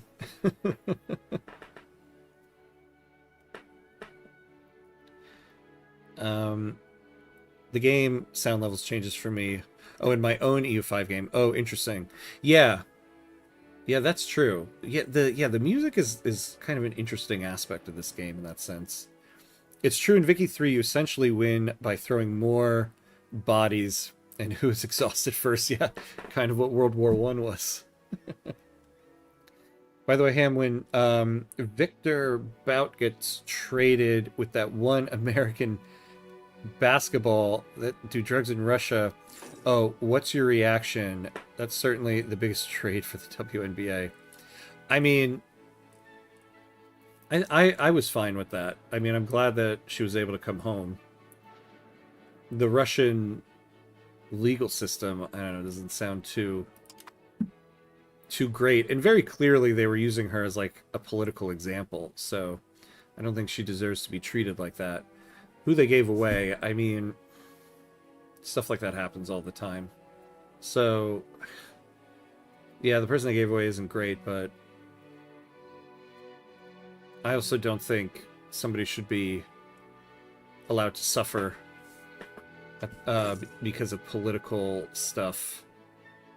Just because we don't want to give away that, we don't want to let this other person free. So I was fine with it. Birdman's a great movie. Yes. I'll be back, Lord Ham. Oh, okay. See you in a little bit. Yes. Yeah.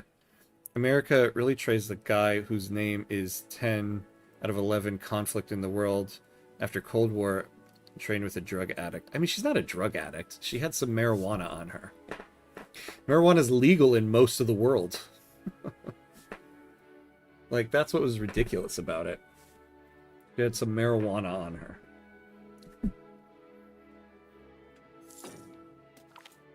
Do you have alumni that made it? I have some friends who have made it in the realm of like they're having a successful career as like a writer and someone writing for TV. Not made it in the sense that like they'd be of any name recognition. But I have had some friends that have gone on to like write for television, and they're kind of making a living out of that. So in the realm of being a playwright, that's making it right there. And then I do have a couple friends who are, you know, getting produced quite often. But nobody that I know has like been on Broadway or anything like that.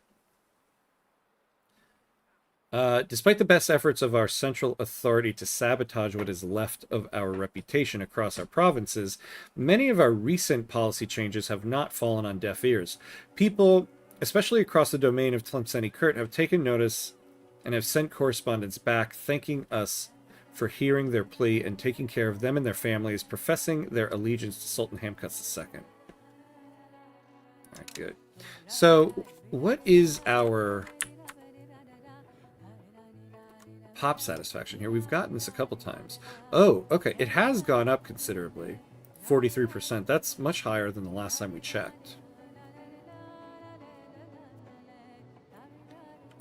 Alright.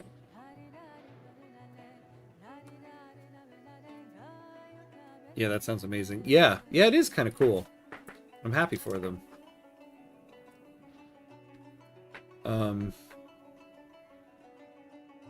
Very motivating. See when people you know, have success. You're like, yeah, it can happen.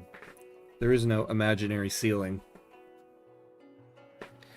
Civil strife, open rebellions, and a myriad other curses have befallen our people. However, one managed to break our spirit, and under the guidance of Sultan Hamkut's II, we have saved the great Zionid Sultanate of Tlemcen from certain doom. Oh. Based on our crown, power, and prestige, we gain the following. So 5 legitimacy, okay. And 7 stability. We've gained cores. Nice. So what's our succession crisis at?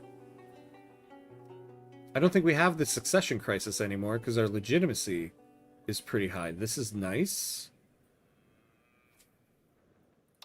So the Moroccan Patriots, though.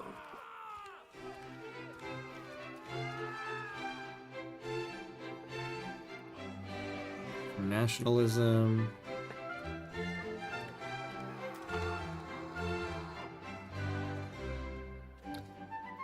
Oh, it's starting to... Oh, wait, the progress... The progress is going down. But what is this? I was saying plus 0.85.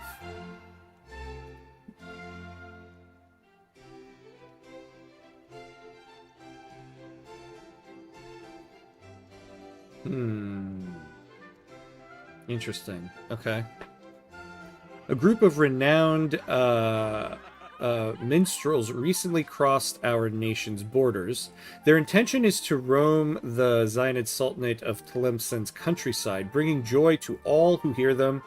But some say only the ears of Sultan Hamkut II are fit to hear such wonderful music.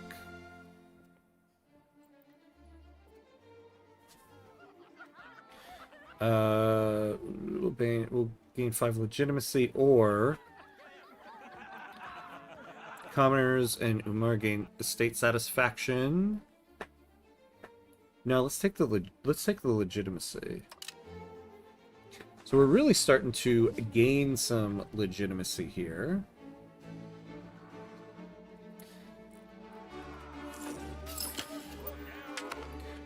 Integrate province has finished.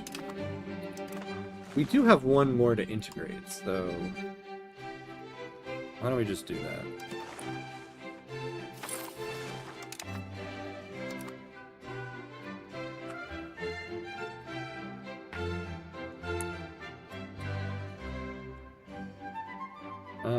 Okay, so... Oh, here we go. Okay, yeah, so now they're going down by 0.50. Good, good, good. So what's these guys' big problem?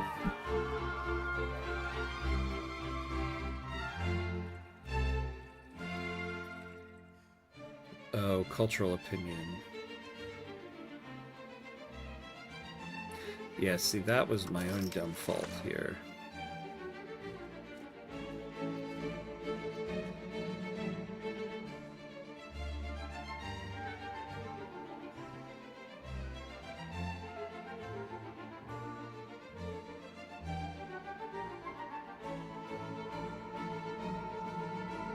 So we should,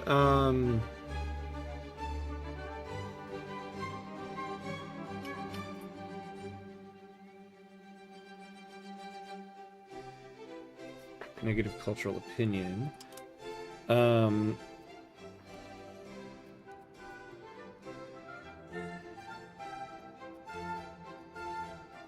thought there was a cabinet effort to increase cultural opinion.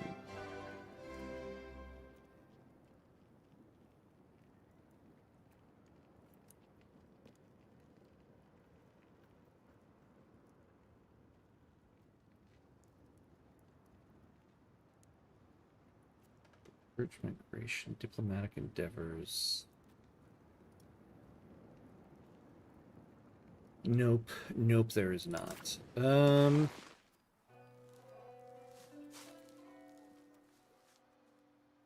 many countries' view of Algerian countries. Which one are the Zanetti countries?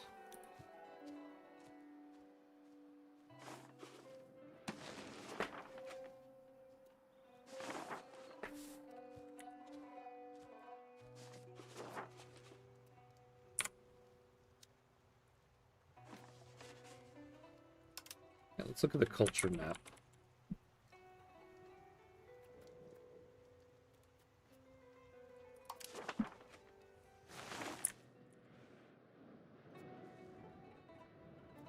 Yeah. So how do we increase this?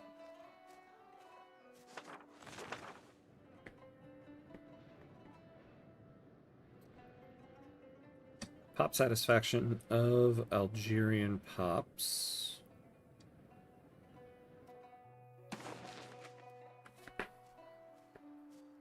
So the most are in Iran.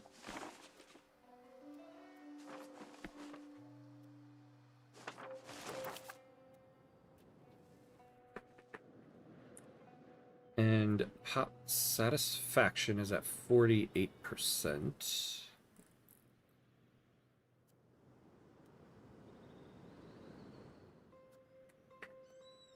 Main negatives. Average literacy, lacking pepper. Bringing my country down because you don't have any pepper.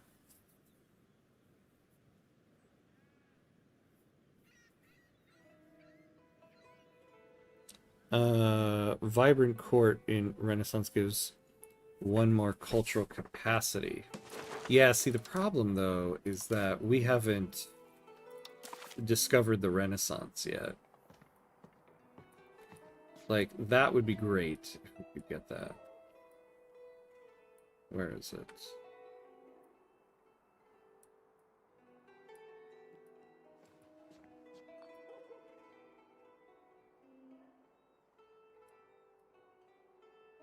Yeah, there it is. Vibrant court. But we haven't gotten the Renaissance spread to us yet. Let's see how the progress of that stuff is going.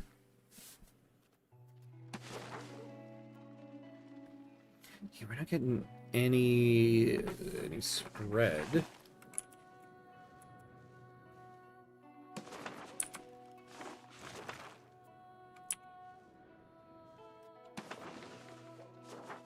Let's pull up the institution's map.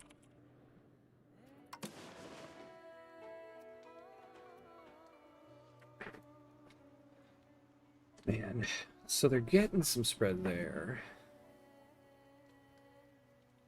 That's why it would be very helpful if we got our own market here.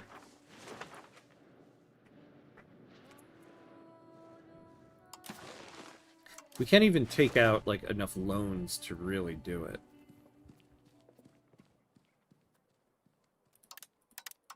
Oh, well, we can definitely increase taxes here.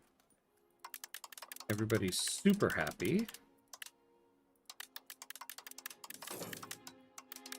Oops, no, not quite that far.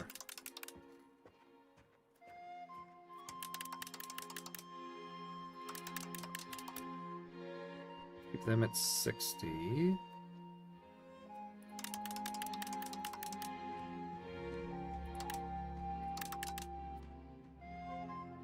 Alright, there we go. Hey, J-Makers, what's up, my friend? How you doing? Good to see you. How's your day going?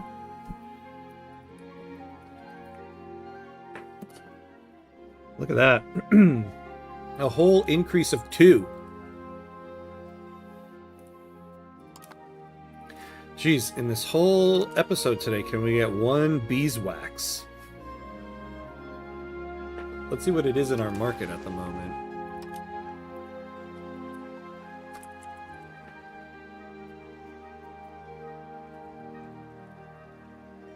Oh. Now the price is lower. Alright, what about fruit?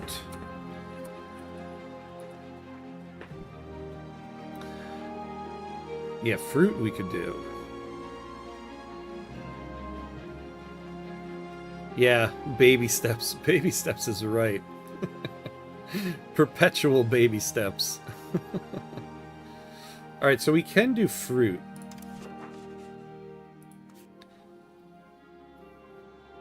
We have 70% control here. Okay. So that will also cost 55. Though it does kind of seem like a lumber mill would be helpful.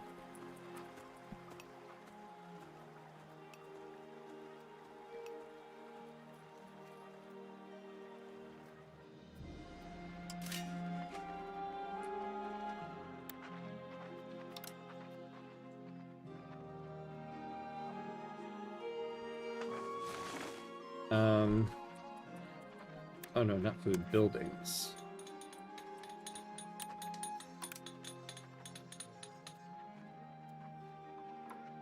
Oh, so we can only build it in theta. Why is that?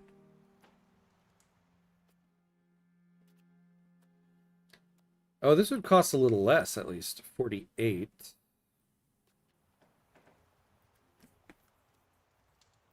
Requirements not met. What are the requirements? Oh, they don't have any, like, vegetation or anything. 48 there, 48, 48.50, 48.32.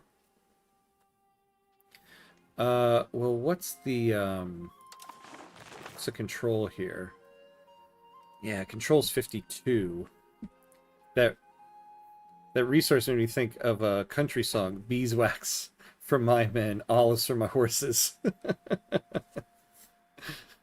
I feel like I can hear the song in my head. I can't think of it though, but yeah.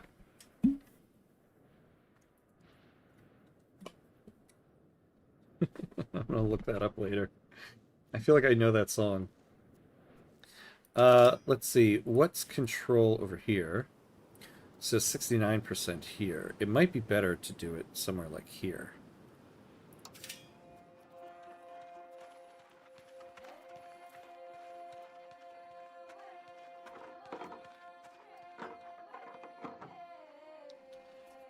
You know, maybe we can lower inflation just a little bit.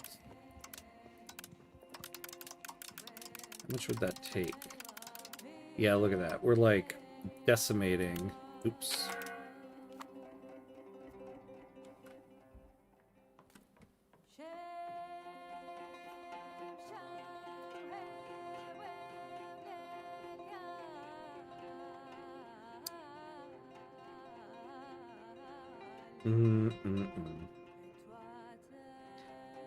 What would we have to put it at? So we would need to get to -1. Okay. So if we kept it here, inflation will start going down. Everything will be a little cheaper. So much for our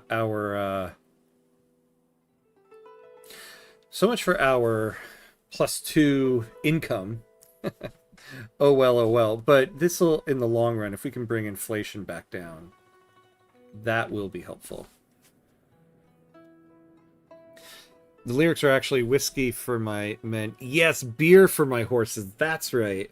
That's what I was thinking of. I was like, I thought it was something else for the horses, though. That's right, beer for my horses. Now I can think of it. Oh my god.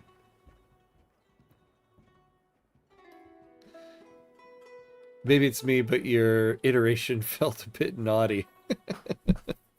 Oh no. Wait, which part? Which part did I say? Beer for the horses, huh? Yeah. Exactly, huh? There's some country song where that's like there's some country song where that's the chorus. Is whiskey for my men and beer for my horses. I don't know. That's the most I know.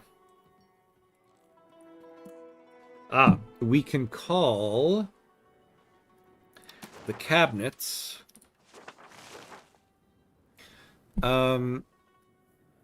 We could use more support for the crown, but let's see what else we got.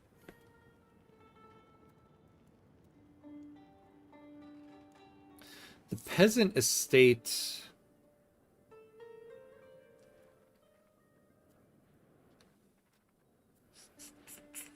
It's 20% peasant estate satisfaction equilibrium isn't too bad.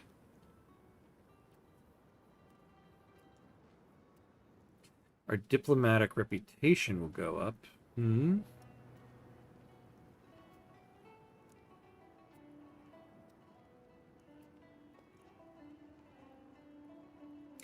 Beeswax for my men part, yeah. Beeswax for my men, olive for my horses. Yeah, monthly legitimacy. You know, maybe we take this one. Yeah, here's what we're going to do. All right, well, we're going to do increased ties to neighbors. We start at 58%. And I want to request additional taxes.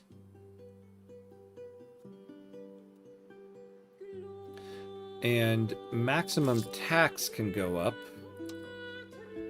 So we can bring everybody down, you know, we can bring the Umara down to like 55%. Everybody's at 60. We can keep them more in line at 50. So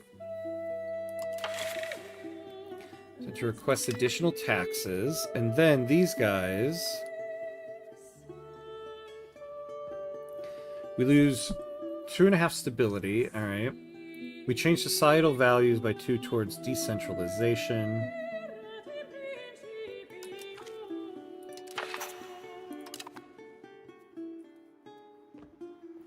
Well, we have prestige to lose.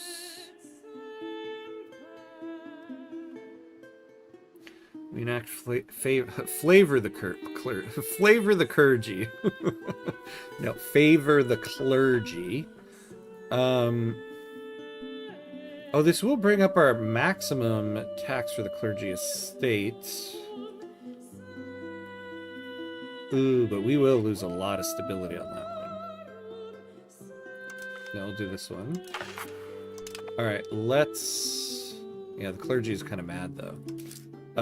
But we can bring up... you. We bring up you. Bring up you.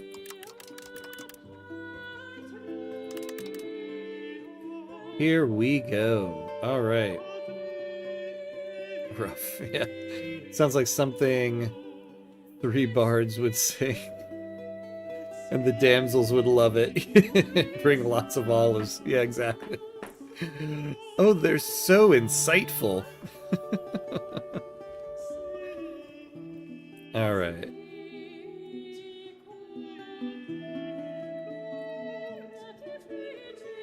I think, too, once we get our own market, we can start turning a lot of our buildings back on, you know? Also, don't mind if this fails. Is there anything else we'd want? Yeah, ask for law changes. You know, are there any different laws we want?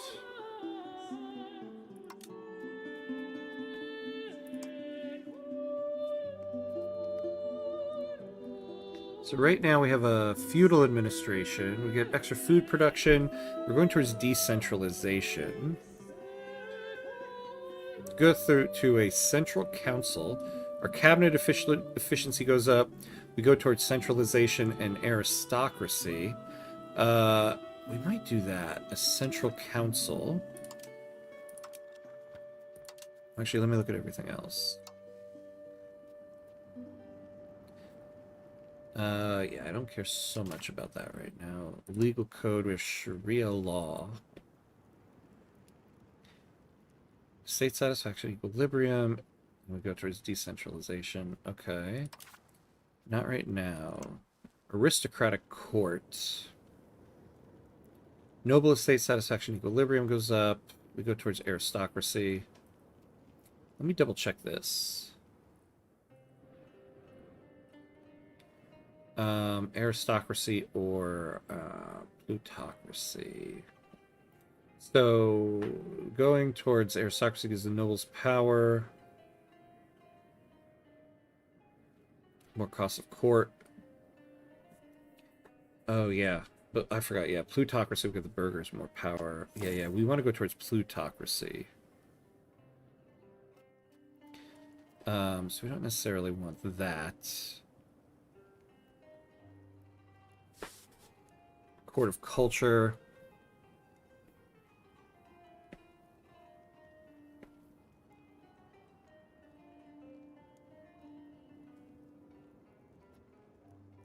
We'll go towards decentralization. Alright, I necessarily don't want that more than the other one right now. Okay, we can't change anything there.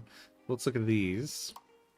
I wonder if any of these can give us the cultural acceptance that we need. Tribe satisfaction. What are we on right now? Reliance on local tribes. Proximity costs through land minus 5%. Oh, that's not too bad. Tribe's power goes up quite a bit.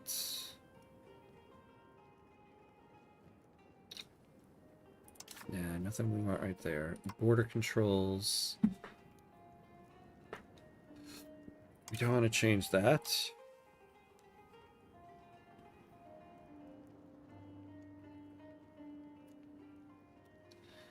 Belligerent or conciliatory. What are we leaning towards right now? We're leaning towards conciliatory, so we're getting minus 10% opinion impact from shared borders. That's interesting. Antagonism. Alright, I don't really want to change this right now. Education of the masses. What are we doing? Religious teachings. Yeah, I like all the literacy bonuses here. Plus 15% trade advantage. That's not so bad.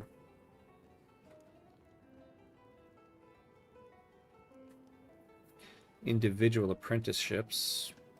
Alright, but I did like the other one more. The mining laws. What are we on? Nobility controls. Yeah, state satisfaction. Towards aristocracy and traditional economy. Yeah, go towards plutocracy and capital economy would be better. So maybe this burger-controlled mining operations. So we'll keep that in mind.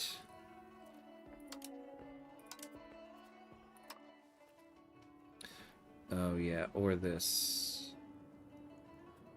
Favor the ruler. All estate satisfaction. Equilibrium goes down by 5.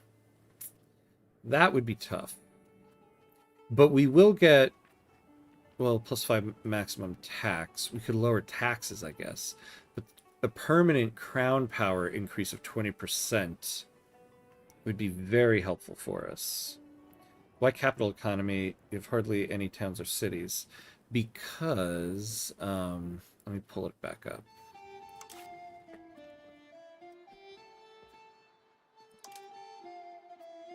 Oh, wait.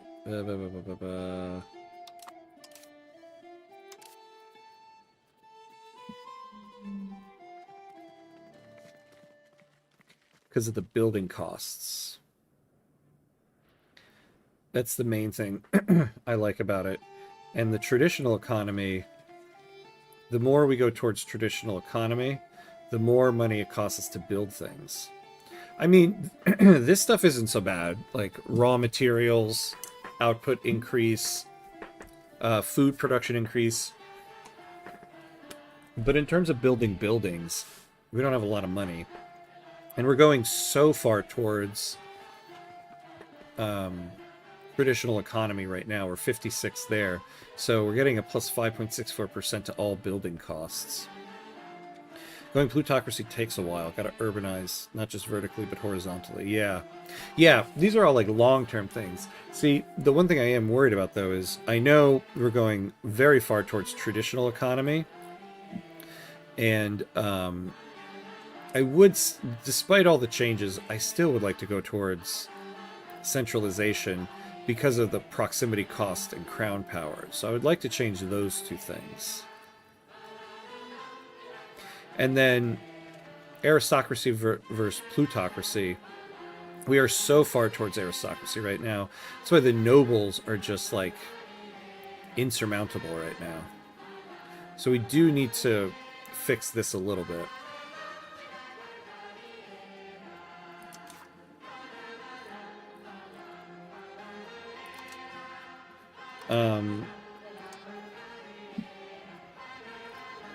So favoring the ruler right now would be helpful.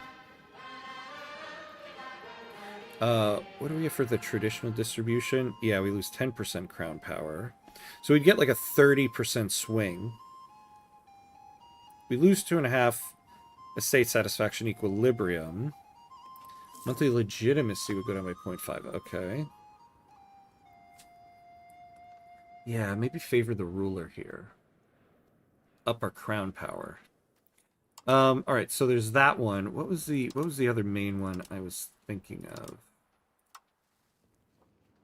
Was it this one?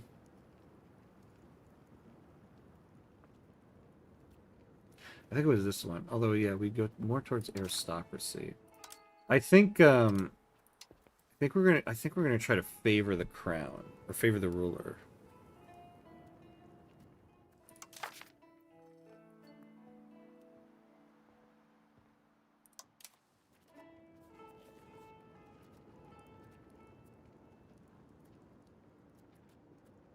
Can we do it?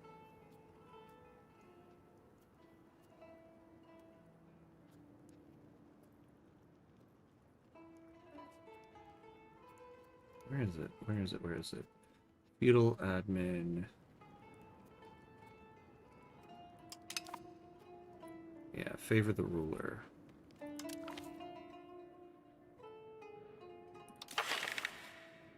Alright, we've decided to ask for the changes, which gives us the following.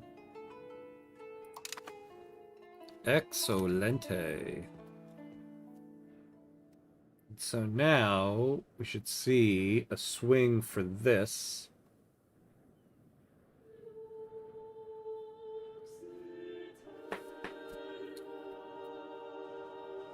Hey, Nuts, what's up, what's up? I am good. So thank you very much for your Vicky 3 content. Oh, helpful and enjoyable. First time here. Oh, awesome, awesome. Thanks for coming in to say so. I appreciate that. I appreciate that very much. I'm glad they were helpful. Like I say, it takes a village to play these games. But I do very much appreciate it when someone comes in to say that. It's very good motivation to keep going, and I'm in the midst of trying to get a new Vicky 3 tutorial video edited and out before I leave for the holiday on Saturday, so thank you for the motivation. And welcome into the live stream. Good to have you.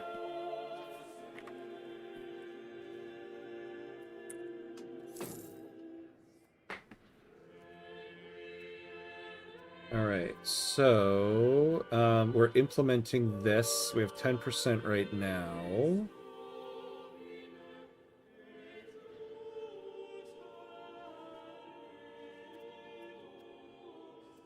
So we'll complete it in about 2 years. Alright.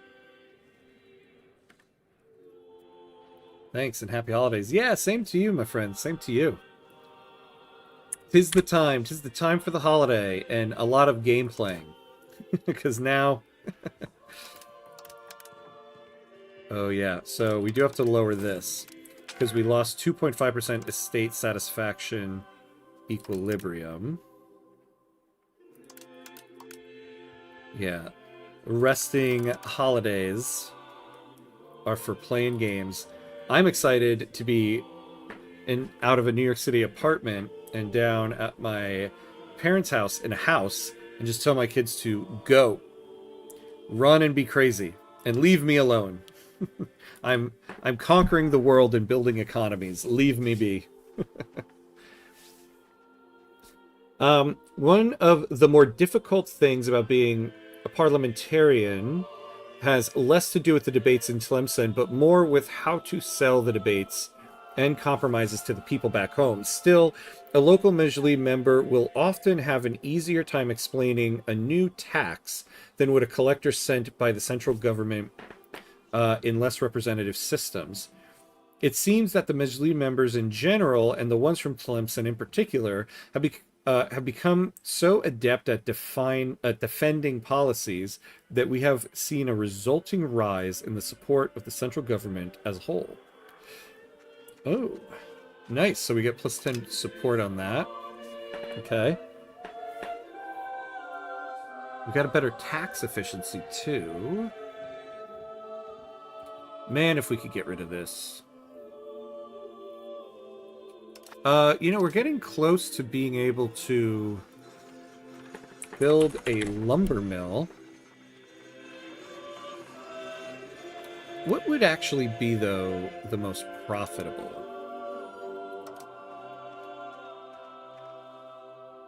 A spinner's guild. Lumber mill is third, though. And the lumber mill will help us make the cost of everything else a little more affordable. So we could build it. One of the more difficult things about being a parliamentarian has less to do with debates and more to do... We literally just got this one, but with a different place. All right. More support. Yeah, let's build the lumber mill. It's 48.39 there. 48.22 there. I think we have more control here. Yeah, we have 70% there. 50% there. 70% there. So let's build it here.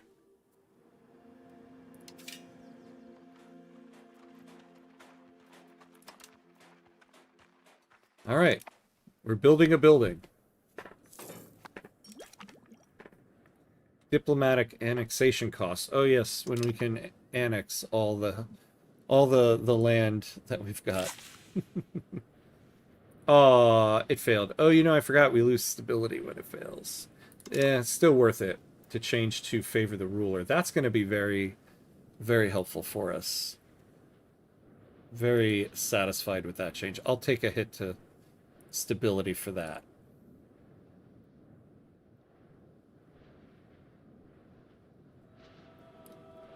All right.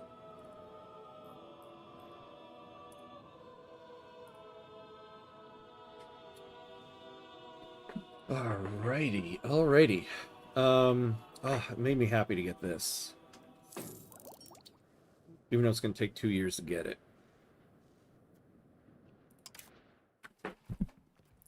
You know, why don't we automate these?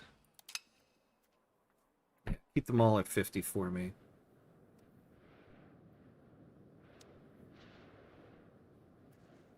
$2.18.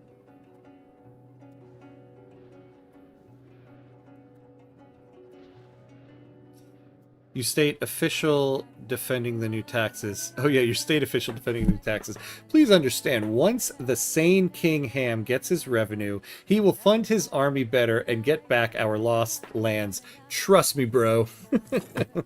Trust me, bro. When we get those lands back, we're going to be golden. We're going to be golden. Everybody looking at that tax collector like, the hell is this guy talking about? What do I care if we get those lands? I've never even seen those lands. You gotta think every tax collector in history was, to some degree, a bro. We gotta help the king, bro. He needs us. He needs us. Like, yeah, I'm gonna pass on that one. Now, you know, I suppose we could also be building marketplaces to help us get better market attraction. Right? Oh, is that... Or market access, yeah. So we'll get +1 market access.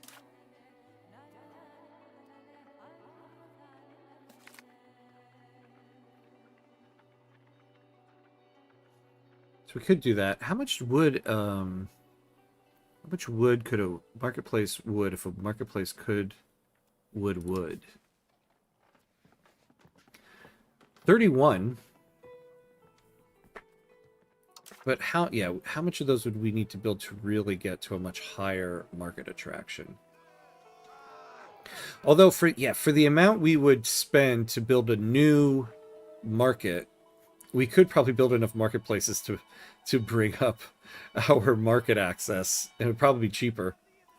Differing opinions and interests over religions and secular matters between our government and the ulama have spilled over and become a significant source of conflict in our sultanate. The ulama are now making demands for changes in policy, stating they will withdraw their support for Sultan Hamkas II if refused. Come on, guys. Didn't you hear what the bro said? Gotta support the ruler, bro. Alright. We'll lose 10 satisfaction for the church. Or we lose 5 prestige.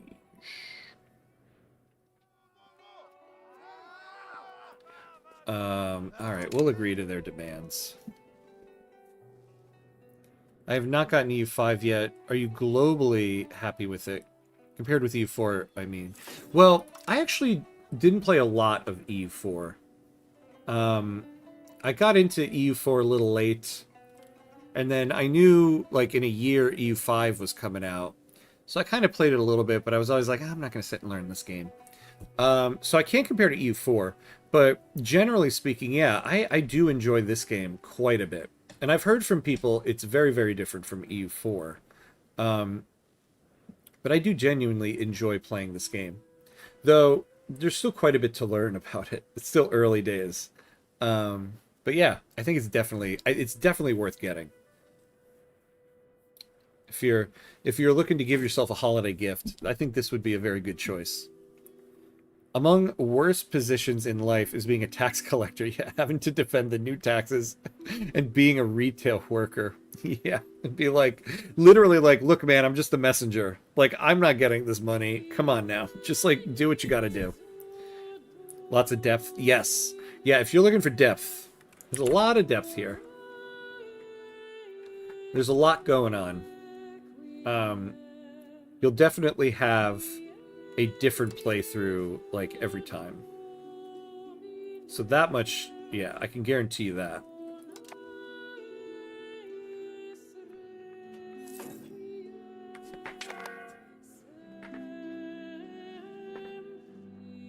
Alright.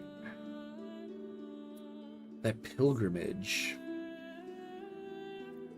Nice Christmas gift it is. Yeah, there you go. See, do that. Give yourself a good Christmas gift. You will not be disappointed with this one. And it's still early days for the game, so you're right at the beginning of it. It feels like an EU game. Some mechanics are different. Not a completely different game. Yeah. Yeah, I think I guess you can speak more to this, Peter. I think the biggest change from EU4 would be the economic system, right? From what I hear, that's like the biggest change.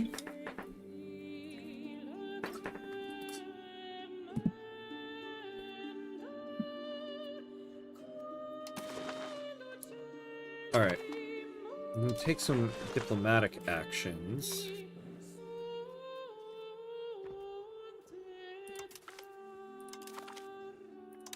So let's improve opinion here.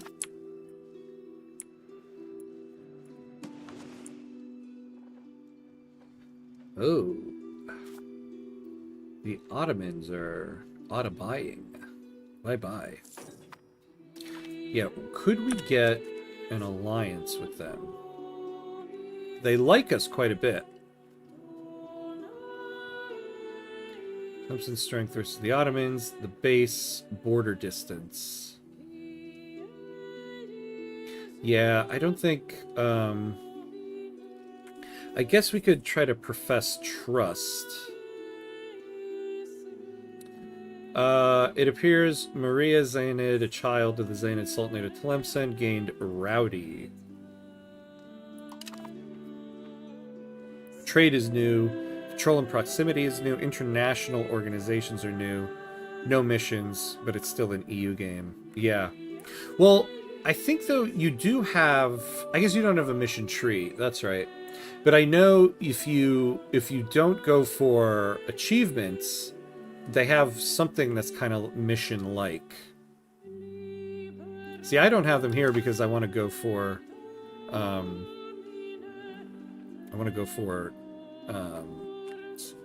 achievements. But I think there are missions. I don't think there's a mission tree, though. I think they're kind of just like static things.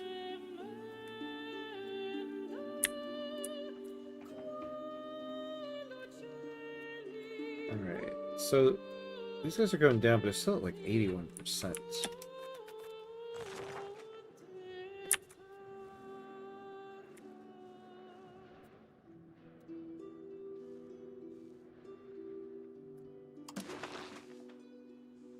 The control has gone up a little bit.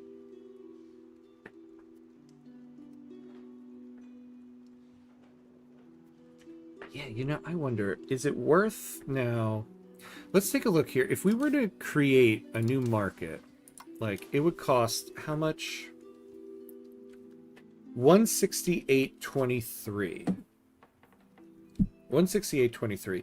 If we were to increase market control or market access here, we have 59. We would need 41. 41 marketplaces to get to 100 market access.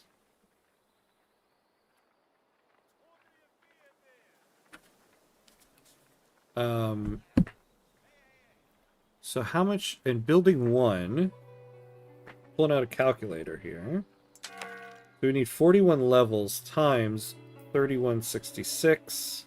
Oh yeah, it'd be 1,298 ducats. So building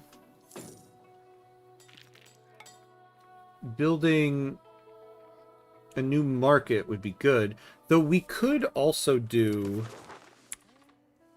a road to the where is it? Where's the market center? Right here. Oops. So if we were to build a road, that could help us a little bit, but that's also kind of expensive. I wonder why we could, so we could build a road here. That'd be 569. Yeah, so it still would be better to build another market. Missions were a huge part of EU4 and quite divisive. Some liked it, some didn't. It kind of railroaded you into directions, often OP1 for the country you played. Interesting. See, that's why I think now it's kind of optional. Though it is interesting you can't do it with achievements.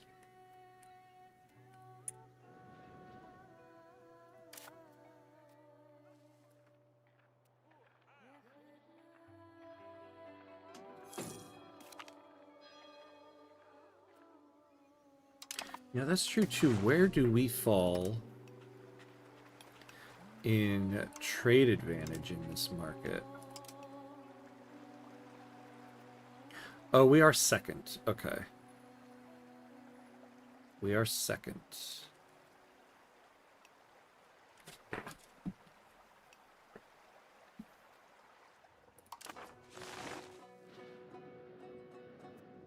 Although, you know, we wouldn't have much of a source of lumber. Although neither does the other market. I find it interesting there's no lumber on the coast of Algeria here. Like, there are trees and stuff like that. I mean, I guess there's no forests, but there's vegetation on the coast here.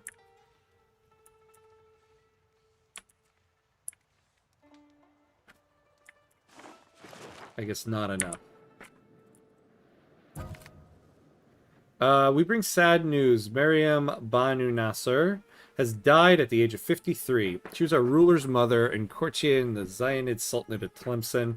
Her late Royal Highness died of heart failure. Oh, you mean my mom who betrayed me and joined the Pretenders faction? Bye-bye, Mama. I will remember thee. No longer. Betrayed me. I think that, oh, so we got the lumber mill. Okay. Now it just needs to hire up. Maybe we do build another marketplace, though. It'll only cost us 33. Get us to an even 60. Let's do it. Look at us finally building things. It took some time, but we're there.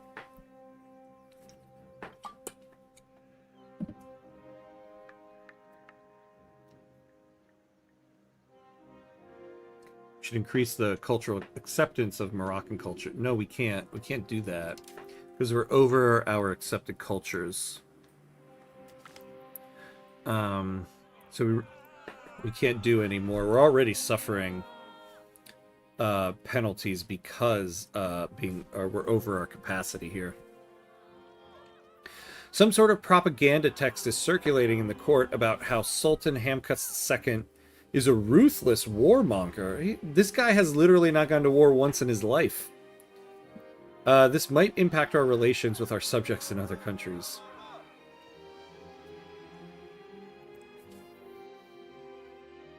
Yeah, I don't want to increase antagonism. We really couldn't afford that right now. Though we really can't afford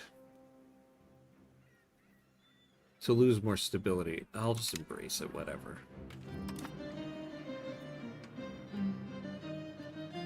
Here. That's right. Alright. Well, unfortunately, we are at our stopping point for this morning session, though we are doing another session tonight. So that'll start around 8:30 tonight. So in about 7 hours from now, we're going to continue this. Are there any formidable nations as Tlemcen? No, there aren't. Not at the outset here. Though I do wonder if we formed a republic, or even a theocracy, if we would have other options. But nothing immediately recognizable here. Yeah, thanks for another stream of struggle. Good luck in the next part. Thank you for hanging out and watching. Yeah, so yeah, we're gonna do next time I'm on will be tonight, some more EU5 action here in Tlemcen. But that'll be it for right now. So thanks for hanging out, everybody. Very cool. I'm at work, so if you won't stream next week, have a lovely Christmas, and I see you after the holidays. Oh, okay, awesome.